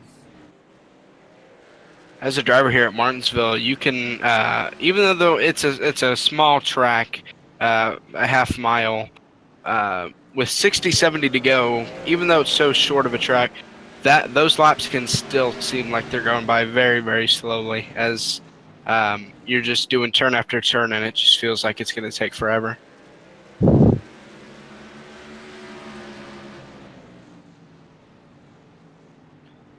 Back to the pack a little bit here. Eric Johnson now sits in sixth position, not doing too bad. He looks like he's managing to keep up with the leaders a little bit better this time around. Zach, he sits about 5.4 seconds behind the lead right now. But the next car in front of him, the 89 of Theodore, he sits about 2.3 seconds. So he's still definitely back from those top five cars and has a little bit of work to do to get himself a top five tonight. Yeah, Johnson is one of those drivers where earlier he seemed like he was kind of slow, but he's definitely shown himself to have found some speed later in this race. He's picking it up tonight as well as the 81 there of Derek Pemberton. He is now the last car on the lead lap. Only 7 drivers on the lead lap here. We do have 3 drivers a lap down. The 82 of Chris James, the 66 of Aaron James, and the 85 of Brandon Dalton all sit 1 lap down. We have 1 car 2 laps down. Robert Armstrong and the number 3 Duracell car there, our sponsor for this evening. He's in 11th position. Michael Seal and Brian Mabry both share the tag of 3 laps down right now in the 54 and number 8 respectively. Then we have Josh Coppernall in the 42, sits 14th. He only lost 1 position after that last mishap, Zach. Yeah, he's definitely rebounded very well. Well, it's easy to lose positions here, so to gain those back is very important. Yeah, the front of his car isn't looking too good either, so I don't know how much longer he'll be able to stick around out there. At least the motor hasn't blown, I guess, right? Yeah, that's very important. He's just hoping it doesn't in the next about 70 laps, so we'll see if it happens or not. Just behind him, we have Joshua Wakefield, the number 35. We saw the leaders go around him not too long ago. He sits in 15th position, also 4 laps down. And then 5 laps down, we have James Pandolf in the number 74. And then we move back to Jordan Gonzalez in the number 9. He is 11 laps down. David Wellborn, 14. And Dustin Musel is 18 laps down at this point. So only a couple drivers. Actually, only 1 driver has actually dropped completely out of tonight's race. Currently, the 72 of Daniel Howlis is 52 laps down. And that number will continue to grow as this race goes on. He has parked his car. He is no longer on the track. Yeah, it's unfortunate for Daniel. As I know he enjoys racing, and to get parked like that is definitely got to hurt him a little bit, but he's just got to take this next week off, as we have 1 week off and rebound at Texas. We now have Anthony Burrows, like you talked about earlier, Zach. He's putting a little bit of gap between him and the 32. Yeah, definitely expected from Anthony. He's just every race, even when he's not up front in the first 100 or so laps, wherever we're racing, with how many laps we have, he always shows up near the end of the race. So not surprising to see him up here, but the race is definitely not over yet. Oh, it's not. The drivers here have a choice whether they want to start on the inside or the outside line. It'll be interesting to see if we get another caution here tonight. You think Burrows will take that outside line or no? I'm not sure. He definitely gets a good exit off, and he gets the choice of when he can go green. But I think being on the inside, as you saw, it took him a very, very long time to beat Wade Hustad on the outside. So I think he'll probably choose the inside and beat Wade on the start if we get another restart. But, I mean, you never know what happens with these drivers. Yeah, maybe just try to get a jump off there early, take off from the field as he, kind of gets to decide when the action actually goes green. They let the drivers at DRL decide. Yeah, anytime in that restart zone, they're allowed to get on the gas whenever they want and decide the restart for themselves. And they also get to choose which lane they start in. So I think that's what we'll see. Burrows, if we do have another caution, I think he'll elect to take that inside line, jump out front to a quick lead, and then he won't really have to worry about it from there because he'll have all clean track in front of him. Yeah, one thing we see from this track, if we get a restart, say we have a restart in the last 20 laps or 10 laps, you'll see people stay out and try to get ahead of these leaders. And this is a track where you can block on old tires. For how long, I don't know, especially with Anthony Burrows being strong on the outside. But that'll definitely get interesting if we get a late caution. Looks like Anthony a little bit off his mark back there. It kind of drifted up high above that second line, exiting one of those corners. So, as we talked about earlier, we're 190 out of 250 in. You start to fall asleep at the wheel. You can only stare at the same things for so long, and this race has definitely got to be getting to these guys. Yeah, for sure. So, Ryan, do you think that we will have a caution, or do you think these guys will be able to stick it out and just go green flag the rest of the way? You know, green flag is definitely going to be tough. You see the 74 there. James Pandoff almost gets up into the wall. Unless it's 100% out of respect and these guys aren't really trying to drive against one another, I definitely expect another caution to come out. Somebody's going to want a position. We see the 55 there, Chad Presnall, sitting just behind the 32 of Wade Hustad. He wants that position just as bad as 6th wants the position from 5th. So I definitely expect these drivers to get into one another. I expect somebody to try to move someone, and I expect a late caution here tonight. Yeah, I definitely think we will as well. We'll just have to wait and see. But yeah, this is about the time of the race when you see this patience start to wear off a bit. Yeah, patience definitely wears thin as this thing goes on. If you've been riding behind somebody, maybe not running your optimal line, you definitely want to get around them and get a little bit of clean air to the front of the car. We have two close battles right now. Chad Presnall currently sits in 3rd, battling with the 32 there of Wade Hustad. And John Theodore there in the number 89, we talked about him earlier. He was just on the bumper of the 12 of Mike Springer. So tiniest little mistake in these corners can cost you in the long run. Yeah, any mistake here can cost you time. You've just got to collect yourself and get going. So we'll see if these drivers, as the race goes on, will make mistakes. Obviously, they probably will, and how they rebound from it. Here we go down there. We see the number 12 of Mike Springer goes to the inside of the 74. Question is, does the 74 continue to try to drive his line or let the 89 by? And he does give way to the 89 there of John Theodore. Small little gaps can cause lap traffic to affect yourself or the car behind you much more than anticipated, Zach. So these guys can kind of use lap traffic against the guy behind them, pass him at the right time, and then make sure that that guy drops in, back into line and continues to try to run his race and maybe screw up the guy behind him who's competing for a win here. Yeah, if you've heard from real NASCAR, they call it setting a pick. Say they're running for the lead at the end of the race. They get into a lap car. First place can set a pick on second, and so it gains more time on him. Or second place can use a lap car to gain the lead. So lap cars definitely come into play. It's just how these cars use them is how it ends. Yeah, at some point, though, you kind of do have to be careful. We see the 12 running just inside the 82 there of Chris James. At some point, you got to be careful. You don't want to rub that guy on the outside of you. You don't want to hit him in the rear end, the lap traffic car, because then you could actually end up slowing yourself down more than anticipated. But that's Mike Springer has set the pick there, if you will, as Chris James tries to stay in front of the 89. 89's definitely quicker than the 82 here, but he can't get around him, and Mike Springer is running away with 4th position now. And you've got to think about it. The 89 behind that 82 is not running for position with him, so you got to think how long that 82 will stay ahead of the 89 of John Theodore. And yeah, he's got to give way at some point. Theodore there goes to the inside. Does finally get around the 82 of Chris James, but that's definitely cost Theodore precious seconds. He is now over a second and a half, almost 2 seconds behind Mike Springer in the 12 Butterfinger car. Yeah, I was just about to say, how long until John Theodore puts a bumper to the 82, but just in time, Chris let him by. Yeah, we got 48 laps to go here as these guys come across the start-finish line. They're going to head into lap 203 out of 250. So, you say there's plenty of laps. It sounds like there's plenty of laps, Zach. 48 laps to go, but 48 laps isn't that many miles here at Martinsville.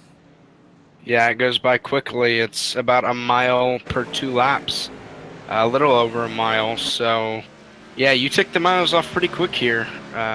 Like I said earlier, it feels like it's not going by fast, especially if you're in Anthony's position. You just want the race to end now, but it's taken way too long. But, yeah, it's going by pretty quick as we're already on lap 204. Of course you'd like the race to end right now. He currently holds a 2.4-second lead over Wade Hustad in 2nd position. The 62 there of Anthony Burrow has been dominating all season long. Unless something drastic changes or we get a late caution here, Zach, it looks like he might steal another one. Yeah, he's definitely hoping for no caution with about 46 to go, 45 this time. I think we have a spinner on the backstretch. Yes, we do. Spin, It is spin. They call it out. D12, Mike Springer. Uh-oh, He was Mike in fourth Springer in the position. number 12. As I was speaking just before, John Theodore, he was pushing on his bumper. There was tons of lap traffic in the way. We now see the front end of Springer is crinkled up there. Oh, as he gets loose again coming around that corner. Wow, Springer is having difficulty holding on to the car right now. Tires had to be getting to these guys, Zach. Yeah, and I'll let you know what happened. As the whole race we've talked about lap cars causing troubles for these passing cars, and the 8 of let me get his name here, Brian Mabry. Sorry if I butchered his name. He got loose off of turn 2, and that caused Mike Springer to change up his line, and he got loose. Excuse me, we're gonna go back here and watch the number 12 of Springer. Oh, we hear a lot of screeching. These guys overbrake just a little bit. The tires start to slide through the corner as he goes across the start-finish line there. The number 8 car there on the outside. Springer comes up. Oh, you know what? Springer got back into it. He got very, very nervous as he came up towards the 8. That was definitely on Springer there. Just lost control of the car. Wasn't comfortable. Thought he might dive into the 8 on the outside as he stayed in the gas, and it cost him a little bit. But you know, it's not going to hurt him too bad right now, Zach. He currently sits in 7th position. I think he's going to be able to remain on the lead lap, maybe possibly even ahead of the 81 there of Derek Pemberton. So I think he'll be just fine, and he'll make a good recovery. Yeah, I think he will too. He got underneath that lap car, and I think he was just afraid to hit him. He was afraid he was going to hit him and over-rotated. That's unfortunate for him. Running in 4th. Back up front here. We'll look at Anthony Burrows and Wade Hustad and the 55 of Presnell as they come down pit road. You see Theodore back there in the background. Anthony Burrows gets in really quick. Nice pit by him. Wade Hustad also hits his pit box perfectly. Chad Presnell hits his pit box just right. All 3 of these guys make very, very good pit stops. And now we're going to go look at the exit of pit road and see these guys race off pit road once again. Burrows comes away handily with the lead, and Hustad stuck. Oh, he was stuck inside the car there of the number 55 of Presnell, but he does eke it out there at the line, and Hustad remains in 2nd position. Yeah, Wade was definitely hoping he could beat him off there, as it's going to be very tough to pass on this restart. We'll see if he can get it done, though. Coming down to the last 40 laps, we'll see what can happen.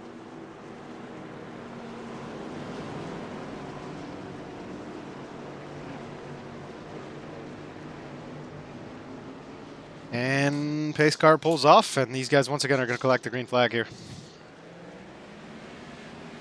Anthony Burrows, like we said earlier, he does elect to take that inside line. He gets away quick, very easily, and now we have the 32 of Hustad is kind of stuck on the outside. Zach, we might see... oh, no, we don't. I thought we might see Presnell there try to take the position from the 32, but he does sneak down in front of him, and we have Theodore and Eric Johnson currently battling for 4th. Yeah, it's getting interesting. Springer once again right back knocking on the door of the 21 and the 89 here. So I don't know how much of a battle we're going to see in the top 3, Zach, but these next 3 drivers are going to be very fun to watch over the course of the next 35 to 40 laps. Yeah, it's definitely getting interesting. We see Eric Johnson. We questioned him all night. He's had some interesting pit strategies the last few weeks. He now currently sits in the 4th position. He's worked his way up to 4th. He's doing awesome tonight. I can't believe he's made up the positions he has. I don't know if he has anything for those top 3, but currently comfortable running in 4th. Yeah, for sure. It's good to see him back up there. Didn't expect him any less from him, but it definitely looked a little bit different earlier in the race. Yeah, it did. I don't know. Maybe he was just a little bit out of his element, but you got to imagine after you run 215 laps at a track, you got to start to get used to it over time. Yeah, for sure. You also, the track changes, and so you might not have as much speed earlier that you will find later on because the track changes with grip and everything. Yeah, but everything becomes a little bit more clean as these races draw on. Your marks become more clean. Your braking becomes more clean. You know exactly how much pedal you can put into the car without making those wheels spin. So we've seen huge improvements here tonight by Eric Johnson throughout the course of this race, and we'll see if he can hang on for the fourth place finish, or if maybe he can make a move and catch up to those top three drivers. I don't know. I mean, we haven't seen enough of him up here to know. Maybe he might have the speed for him. We'll see what happens, though. Yeah, you never know, Zach. He could have been just taking it easy, expecting one of these late cautions to come out. I told you we're definitely going to have a late caution tonight. We might yet have another one coming our way, but these guys have definitely thinned out. Everybody's kind of running a single file right now, and unless we have a major wreck by one of these top few guys, there's not too many other guys that are racing for position. Robert Armstrong and Brandon Dalton are both 2 laps down. Michael Seal and Josh Coppernall are both 4 laps down, and James Pandolf and Brian Mabry are both 6 laps down. Other than that, everybody's on a different lap other than our top 8 drivers. And we currently see, what, 6 of those top 8 drivers in one picture all right around each other. So I have a feeling if we do get a caution late, it's going to be one of these top drivers that makes it happen. Yeah, we'll see what happens as these drivers, they show it every week. They're very clean drivers, but it's a very different story of Martinsville on how you race. So hopefully these guys can keep it clean, but you never know what happens. Yeah, somebody's, I have a feeling we're going to see someone moving someone here late. All of these guys coming up on the 96th there of David Wellborn Jr. He currently sits in the 18th position, 16 laps down. He's still out there collecting those laps, Zach. Yeah, he's gonna get that bonus for finishing the race, and it's just, as a race car driver, you never want to leave a race, no matter how messed up your car is. You just want to keep pressing forward. So it's definitely cool to see him sticking it out. Yeah, well, you never know, too. You could gain a position by doing something like that. So if the 9 of Jordan Gonzalez, who sits 11 laps down, or the 74 of Pandolf, or even the 8 of Brian Mabry, who both sit 6 laps down, if any one of them were to wreck out at this point in the race and not be able to finish, David Wellborn would actually gain a spot over them. So good on him to stick out there and keep it clean, make sure that he doesn't get in the way of these leaders, and just continue to collect some laps. Yeah, that's a very good point, as the points rankings right now, you can definitely gain if other people wreck out. So, yeah, you make a very good point there. Yeah, every little point matters. You see the 55 of Presnall goes to the inside of Chris James. The 82 of Chris James doesn't seem like he wants to give up positions nearly as easily as some of these other lap cars tonight, Zach. Yeah, you never know how resilient some of these drivers will be until they get until they're getting laps. So, yeah, not all these drivers are the same, obviously, and some drivers don't let them go as quick as others. You know, and it comes down to, too, you're losing a little bit of time. Every time you move over for one of these lead lap cars, somebody's slowly catching you from behind. But right now we have, let's see, Chris James. Caution out. Chris James was sitting about 5.5 seconds ahead of Robert Armstrong. Josh Coppernall spun out in the front stretch. The 42 of Coppernall's, we see him turn around there. Oh, he almost gets in the 85 of Dalton. 81 of Pemberton drives around him. Let's go back and see what happened to him. And if we look at it, there's 24 laps to go. That means we're going to be about 20 laps or under on this restart. What did I say earlier? Well, on these, we might have someone stay out or take 2 tires. We'll have to see here. Let's see. Yeah, Coppernall just got back into the gas way too quick. Goes down to the inside wall there. Crunches up that front end even a little bit more than it already was, Zach. So he's going to lose a position there to Joshua Wakefield. Possibly going to lose a position to James Pandolf and Brian Mabry as well, as they are all 1 lap behind him when that accident occurred. So that might put Coppernall in a rough place. He might lose 4 positions just from that minor mishap.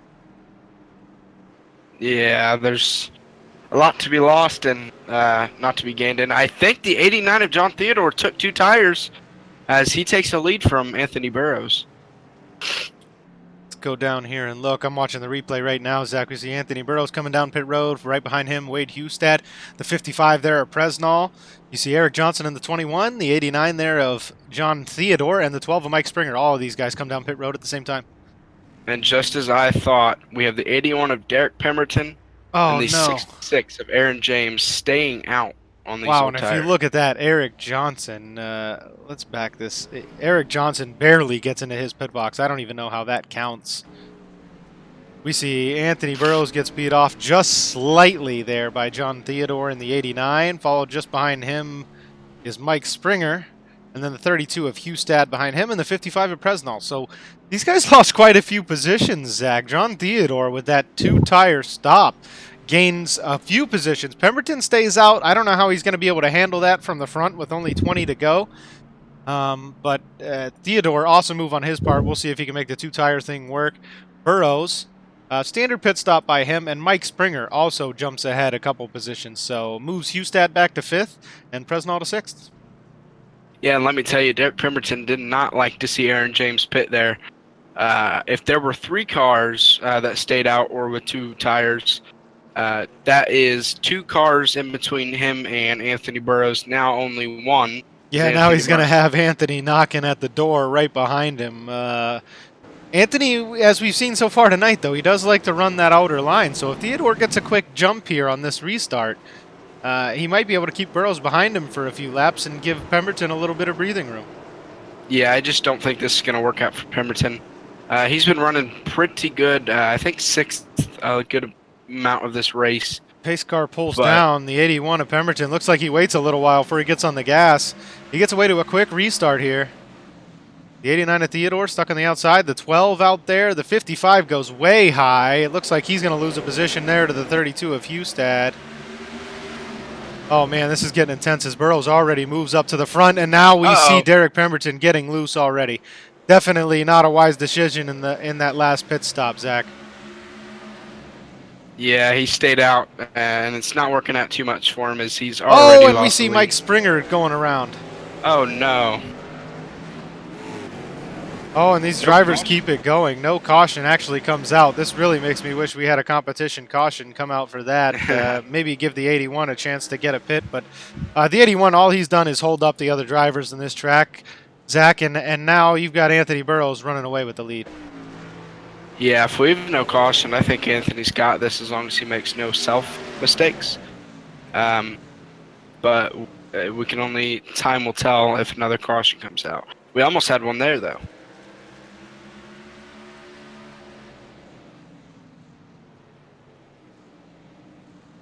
Yeah, he's about 2 seconds ahead of Wade Hustad, 2.7 right now. So, yeah, no caution comes out. I think he's got this, but you never know. Yeah, that's really unfortunate. The 81 there kind of messes up the race for all the guys that were behind him. Good on Anthony to sneak in front of him as quick as he did, but definitely not what you want to see. Mike Springer's regretting it. The 81 continues to get loose as he tries to navigate through these corners. And it just held up everybody behind him. As you now see the 55 of Presnall moving to the inside of the 81 of Pemberton. And just behind him is the 12 of Mike Springer. As Pemberton gets loose yet again coming out of that corner. Yeah, maybe. And there he goes. He slides up into the corner, still getting loose. He just can't hold on to the car, Zach. Yeah, maybe if we only had a couple laps to go, that would have worked. But when there was 20 to go, I didn't think that would work, and it definitely didn't. As I think it did cause a wreck. So that's definitely unfortunate for those drivers. Yeah, the 81 might hear a little something from the league admins this week after a few mishaps there. That was just not a smart decision. The tires were too old at that point, Zach, and he wasn't extremely fast tonight as it was. He wasn't doing too bad for himself, and I really don't think he would be sitting in any worse of a position than he currently is had he just come in and got some tires. Yeah, I think he'd actually be running 6th right now, maybe better if he'd got tires, but it's Martinsville, and he knew that he probably wasn't faster than these top 2 or 3, so he had to take a chance, and it just didn't work out. You know, a move like that's definitely warranted with 5 to go or something. You think you can hold them off for just a few laps, but I think there was just too much of a gap there for the 81 to make anything happen.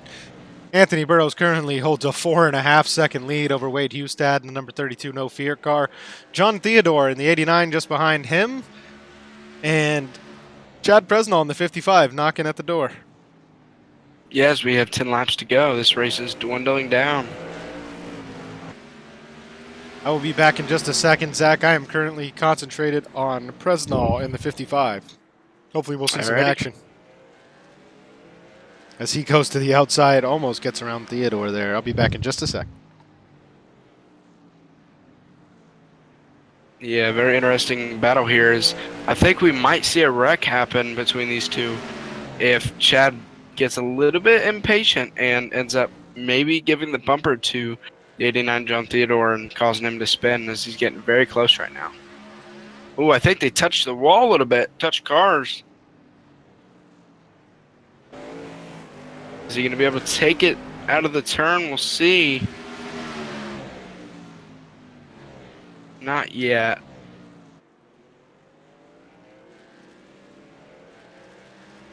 As John Theodore will clear him.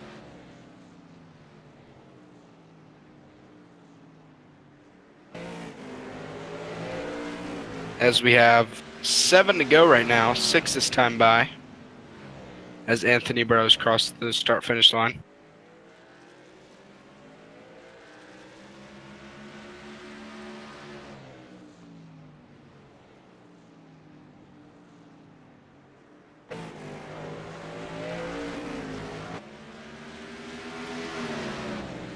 Five laps to go out of this 250-lap race, so not much time left for Wade, as he's 5 seconds back from Anthony Burrows, so no caution.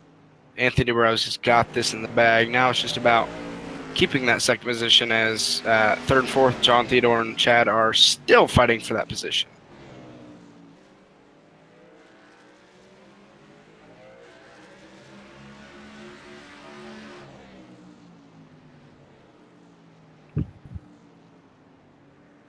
As you see, he's still getting to his bumper. Not able to do anything yet.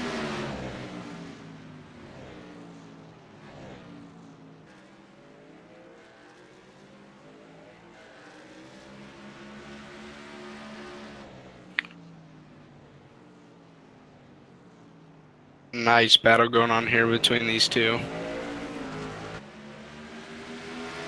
As we're coming to 2 laps to go this time by. Oh, this is exciting. These two, the 89 of Theodore, doing everything he can to hold off the 55 of Presnell. Caution Oh, no, out. and we see a caution come out. Once again, the 42 there of Josh Coppernall and the 96 looks like they tangle up a little bit. Hopefully that doesn't hurt Theodore. I don't know if iRacing will make him lose a position there. I think he'll be able to stay ahead of the 55 of Presnell. Collect his third place finish. Look who's our winner. Anthony Burrows. He's going to take up the win here at Martinsville.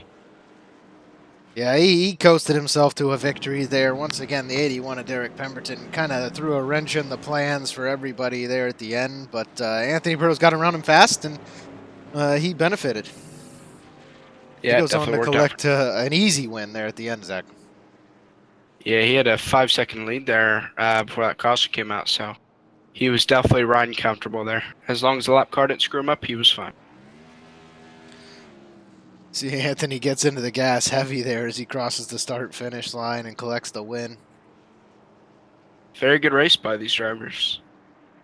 I believe only 4 cautions. I could be just a little bit off, but even if I'm off by a little bit, I mean, just great race, 250 laps at Martinsville. To not have that many cautions is awesome.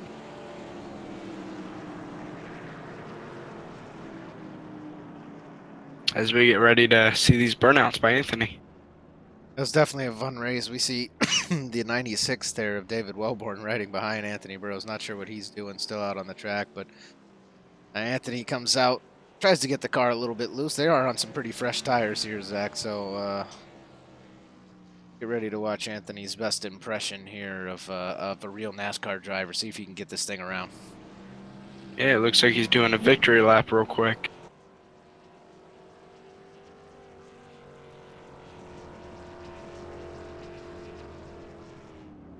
We see the 89 John Moore trying to make it to pit road here. Hits the cone a little bit there. We see Anthony gets the car completely sideways. Yeah, and Anthony Burrow's doing a little bit of a I can't. Never mind. I lost my thought a little bit. You can't even get back up on the track. These corners are so pitched that it's hard to even coast up to the outside unless you have all the gas in it. Yeah, he's doing his best Clint Boyer impression. As Clint Boyer yesterday when he won the real life race, he did a burnout in turn 4 and then did it on the front stretch. So Anthony Burrow's doing his best Boyer impression here.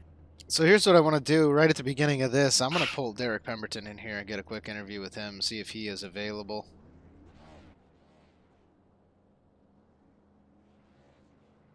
Yeah, let's see what his thoughts were going in those last 20 laps.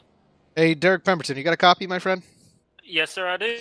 Hey, man, you tried to stay out there late. Didn't work out for you at all. I don't know what position you were when that initial pit stop started to happen under that last caution. Do you think it would have been more wise to come in and get some tires there? Oh, most definitely. That was probably the dumbest decision I think I've ever made on iRacing right there. I mean, I was talking to Adam and me and him both. He said that he told asked if I could speak. He told me to stay out, so I thought, what, why not? It's 20 laps. I figured everyone kind of been racing aggressive, so we would have got a couple yellows here and there, and I may have been able to hang on to it. Just we went green the rest of the way, and that kind of pretty much screwed that plan right up. So I tried the best I could. I tried to hold him back as long as possible. Just as it is clear, it didn't work out that well.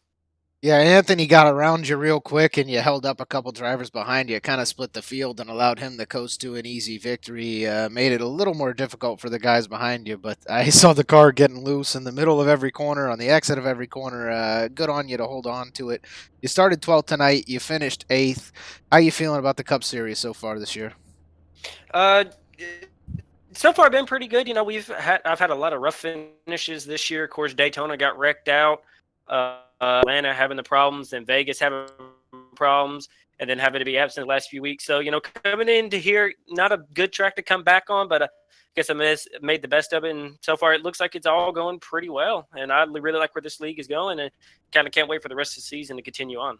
Yeah, I know you had some issues there early in the season as far as internet quality was concerned. At least you got to finish the race tonight.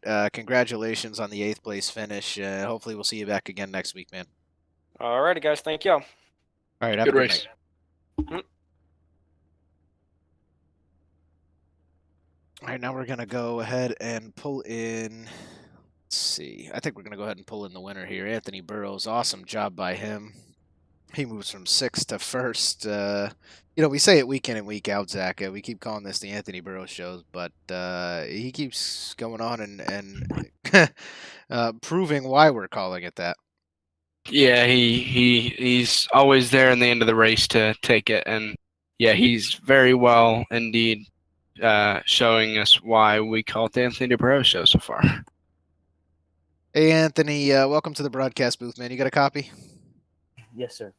Hey, buddy, you moved from 6th to 1st position tonight. You kind of bided your time. You hung out for a little while there. I know you jumped into the race at the last second. Did you get a lot of practice at Martinsville this week? Oh, yeah, I did one of the A-Fix races and one of the NIS races. I did NIS Sunday night. So, yeah, I had a good idea coming into this of how the car would handle and what line to run. So I think that helped me out a little bit. But, yeah, that's... Speaking of what line to run, you ran a little bit different line than everybody else tonight. You seem to be running a little bit higher. The only time you'd really dive down to that first lane is on the exit or right at the end of the apex of the corners there. Do you think that helped the tires, or was it, is that what you were going for there, was just trying to conserve your tires a little bit?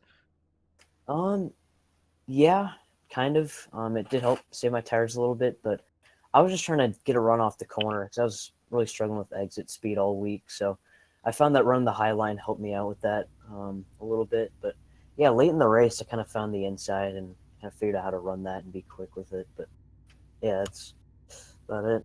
Hey, it was working for you, man. Early in the race, you were losing a little bit of time in the corner, but you were smoking those guys down the straightaway.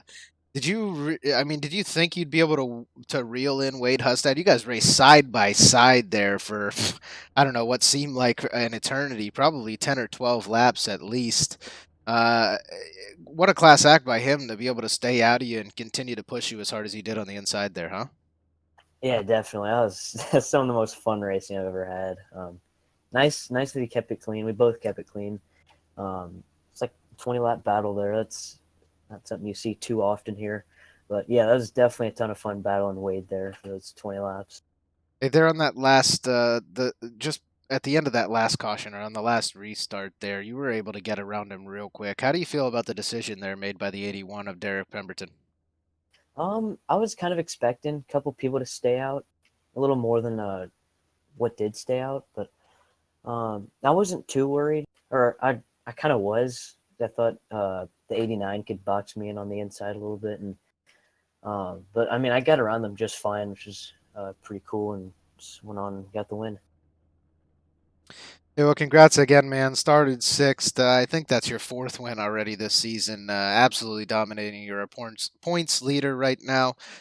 Anybody you want to give a shout out to tonight? Yeah, definitely shout out to Wade for that battle we had. That's like I said, that was some of the most fun battling I've ever had on here. Yeah, shout out to Chad, all of them for keeping it clean around me the entire race, and I'm surprised we were able to green most of that. And yeah, shout out to you guys for putting on the broadcast as always, and everyone putting on this league. I can't wait for the next race. Thanks, Anthony. Well, I say this to everybody. I hope we'll see you back next week, but I'm sure we will, buddy. Have a good night. Thank you guys. Nice race. Now we're going to go ahead and pull in Wade Hustad. Awesome race by him. He led most of the laps this evening. See if I can find him here. There he is. Him and Presnell are actually hanging out in the same channel. So I'm going to pull both of those guys in here. We're going to get a little bit of a dual interview. Yeah, he might be a little bit upset, but he definitely had a good finish. Hey, Wade Hustad and Chad Presnell, I've decided to pull you guys both in at the same time. You guys there? Yeah, we got a copy. Yeah, gotcha, man. Hey man, awesome racing by the both of you tonight. Wade, do you feel like your race was kind of ruined there at the end by the 81? Do you think you had what it takes to maybe get that position back from Burrows at the end? That's just the way it goes. I mean, when it comes down to pit strategy, some guys are going to do that. And honest to God, he was kind of holding us up a little bit, but that's the way it goes, and I'll take it. I mean, Anthony was gone after that. It was pretty much over with, but it was a fun race. Yeah, man, it was a pleasure to watch from up here. You led most of the laps this evening. Did an awesome job. Presnell, I know you started on the pole, only ended up with a fourth. Are you satisfied with the fourth place finish, or are you kind of upset with the way things went there at the end? Oh no, I'm happy to finish what I did after that little scrummel on that last restart. I thought I was done for, and luckily I was able to gather it up and keep pushing. So I'll take a top 5, man. I hate these 8 cars. I hate the way they drive. I'm still getting used to them. I'm just gonna be dead honest with you. They're giving me fits, but we'll get it figured out, and I'll take 5th or 4th place. Hey man, for hating the car, you did a really good job tonight. Didn't quite get the sweep, but you got a win last night. You come in 4th this evening. Congratulations on the 4th place finish. You want to give a shout out to anybody? Oh yeah, I'll give a shout out to you guys for putting the race on. Shout out to Anthony Burrows for laying it down, man, and my buddy Wade Hustad. We were working hard all night to try to get this figured out. So it's been a pleasure. Wade, same question goes to you, man. You wanna give a shout out to anyone? Absolutely. Ryan, Zach, thanks for putting on the broadcast. James, DRL, all the admins. They're definitely great and fun to deal with. And I got to give to Chad. We're trying some strategy there, at least to get somebody on the inside of Anthony besides myself, so we could do something with him. But he's just too fast. So hats off to Anthony. He's quick week by week, and hopefully we can get these 8 cars figured out and be a little faster. Thanks, guys. Both of you gentlemen have a great night, and I hope to see you back again next week. Yeah, you do the same, bud. Yeah, good race. You too. Thanks, guys. Now we're going to pull in our winner, Anthony Burrows, in the number 62. Actually, I'm sorry. We already talked to Anthony. What the hell am I talking about? We're pulling in John Theodore in the number 89. Comes in 3rd place with just a second race here with the DRL. John Theodore, you got a copy, my friend? Oh, looks like he has his mic muted. Hopefully I can get him on here. There you go. Hey guys, got a copy.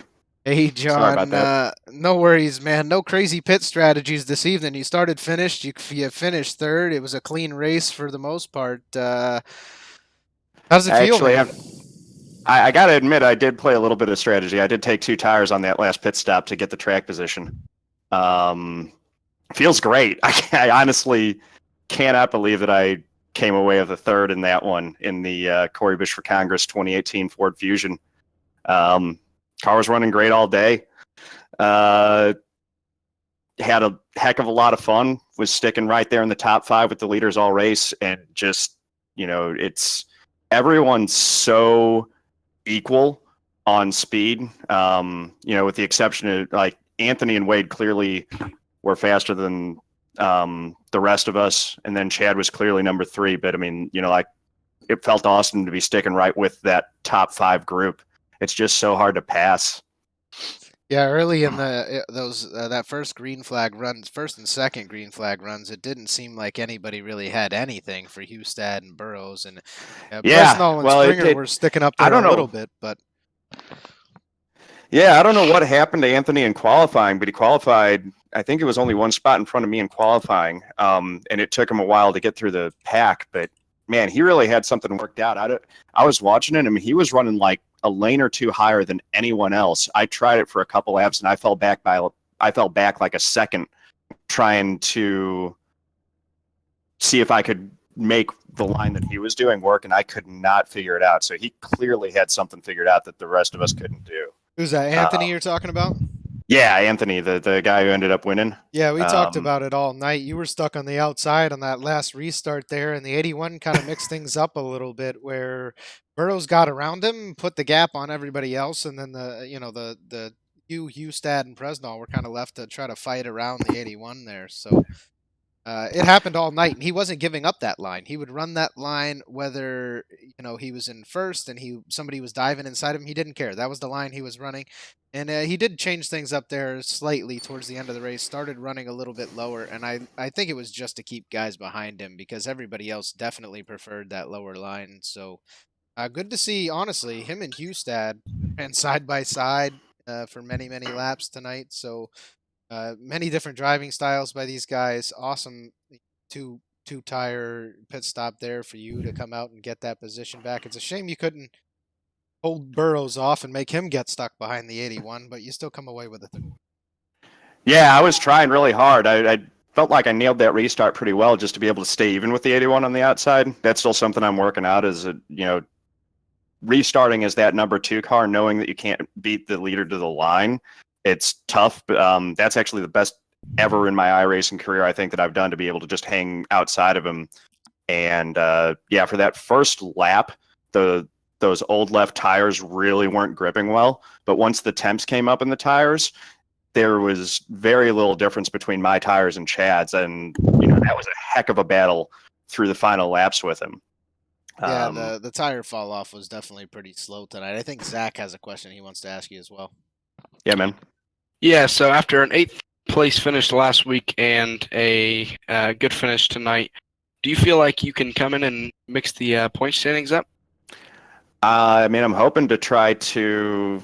I know that I've missed the first 4 races, and I'm going to miss one for a work trip at the end of April. But I'm hoping that I'm going to be able to at least try to make the top 16 and make a playoff run at it. Yeah. I feel like, if I can just keep doing what I've been doing, which is making the most of my opportunities, trying to get the 2 bonus points for 0x every week, and just grind out these, get the best finish that I can and not make any mistakes, I've got a shot at it.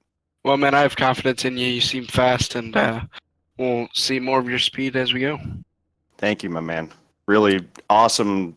It's just so much fun running in this league with these guys. Everyone races so respectfully and really clean around each other. It's Martinsville. There's going to be contact. I had little things here and there with a couple different drivers, but overall, it's just amazing race. Everyone was racing super clean. It was so much fun. Hey, John, I mentioned it earlier tonight, and you did at the beginning of the broadcast. I think you're racing the Corey Bush Ford Fusion there. I know a political figure that is sponsoring you right now. Anybody you want to give a shout out to? Yeah, definitely Corey Bush. She's running for Congress in Missouri CD1, which is St. Louis City and North St. Louis County.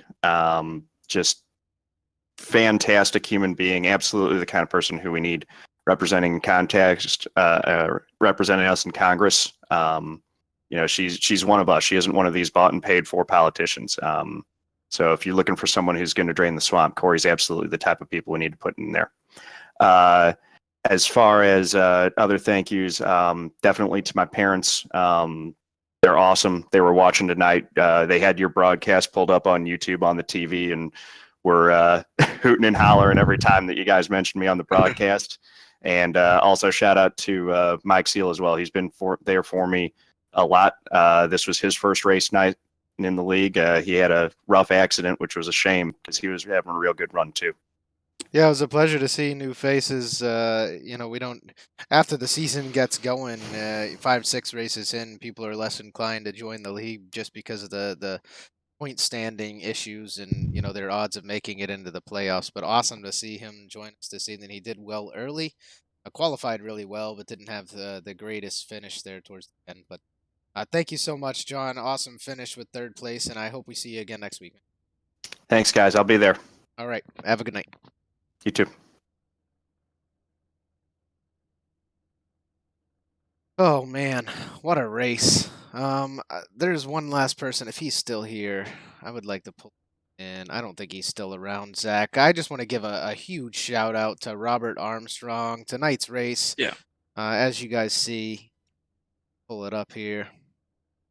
Current event information. There we go. Martinsville in Ridgeway, Virginia. Tonight was sponsored by Armstrong Racing. Tomorrow night sponsored by Armstrong Racing. Last night was sponsored by Armstrong Racing in that Grand National Series. Big shout out to him. Thank you so much for sponsoring the race. Any of our viewers, if anybody wants to sponsor a race individually, we do, as you guys hear me every single week, this is the Fastlane Cup Series. It is sponsored by Fastlane Complete Car Care LLC. Monday nights, the Grand National Series. That is sponsored by the Northeast Ohio Ghostbusters and Daniel Hallis himself.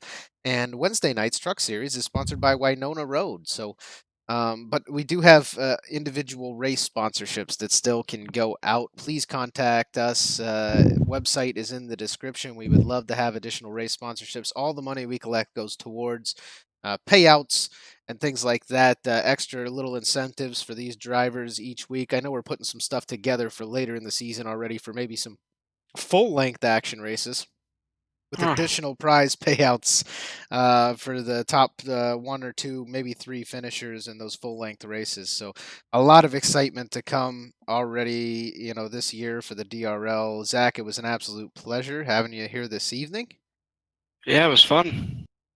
I'm going to go through and show you guys the unofficial results. Anthony Burrows finishes in first. Wade Hustad second. John Theodore in third. Chad Presnall fourth.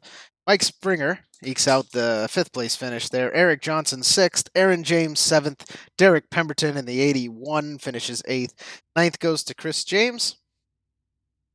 10th place goes to Brandon Dalton in the 85. Michael Seal finishes 12th in his first race with the DRL. Joshua Wakefield in 13th. 14th goes to the 42 of Josh Copperdahl. Awesome for him to come up and finish that high, really, considering the amount of issues that he had this evening.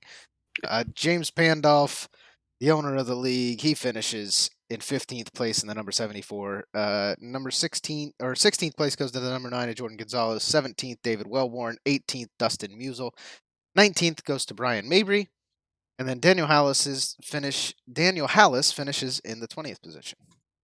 Then you got Matt Lovett, Mark Vega, and John Mullins. None of those guys raced this evening. Huge shout out there to Mark Vega for being our race control this evening, as Tater Bowman wasn't able to make it. Thank you very much, Mark. I'm going to get rid of that, and we're going to pull up the next race of this series. So next week, guys, next Tuesday night, we'll be coming back. This is from Texas Motor Speedway in Fort Worth, Texas. For the I think Texas we have next week 250.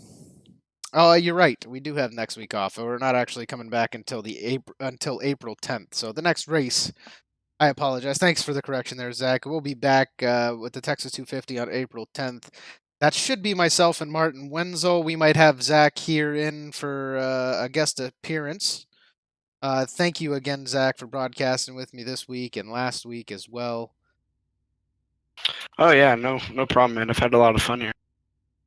And tomorrow night, once again, right back here from Ridgeway, Virginia at Martinsville Speedway for the Winona Road Truck Series. I will be racing tomorrow evening. I don't know if the race is going to go quite as good as tonight went. I'll probably be one of those guys getting in some accidents towards the back, but it is what it is. That's brought to you by Daniel Hallis and Taylor Butcher Benjamin at 9:25 p.m. Eastern. I think they actually go live a little bit before that on Wednesdays, but we'll be right back here with you tomorrow night from DRL TV from Martinsville. So, Zach, anything else you got for the viewers before I run the credits here tonight? No, just have a good night, y'all. Thanks for watching. These are the Dynasty Racing League credits. Big shout out to everybody involved with the DRL, the drivers, the viewers at home. Awesome to hear people, stories of, John Theodore told earlier. His parents are watching and hooting and hollering as he races. It's awesome, to have participation like that from our viewers. Please chime in on YouTube anytime you get a chance. We'll answer your questions as we can. And thanks everybody for tuning in. Thank you to James Pandoff, Tater Bowman, the owners of the league, Tater for getting it all off the ground last year, Martin and Jordan for all of the graphics and technical work that goes into these broadcasts. Myself, Daniel Hallis, Taylor Butcher Benjamin tomorrow night, Chris James, David Wellborn Jr., Getty Buckner, who also joined us. We will get that graphic updated. He joined us last night and will be continuing to join us on Monday evenings. Again, thanks to Zach for joining me the past couple weeks and all the admins of the DRL.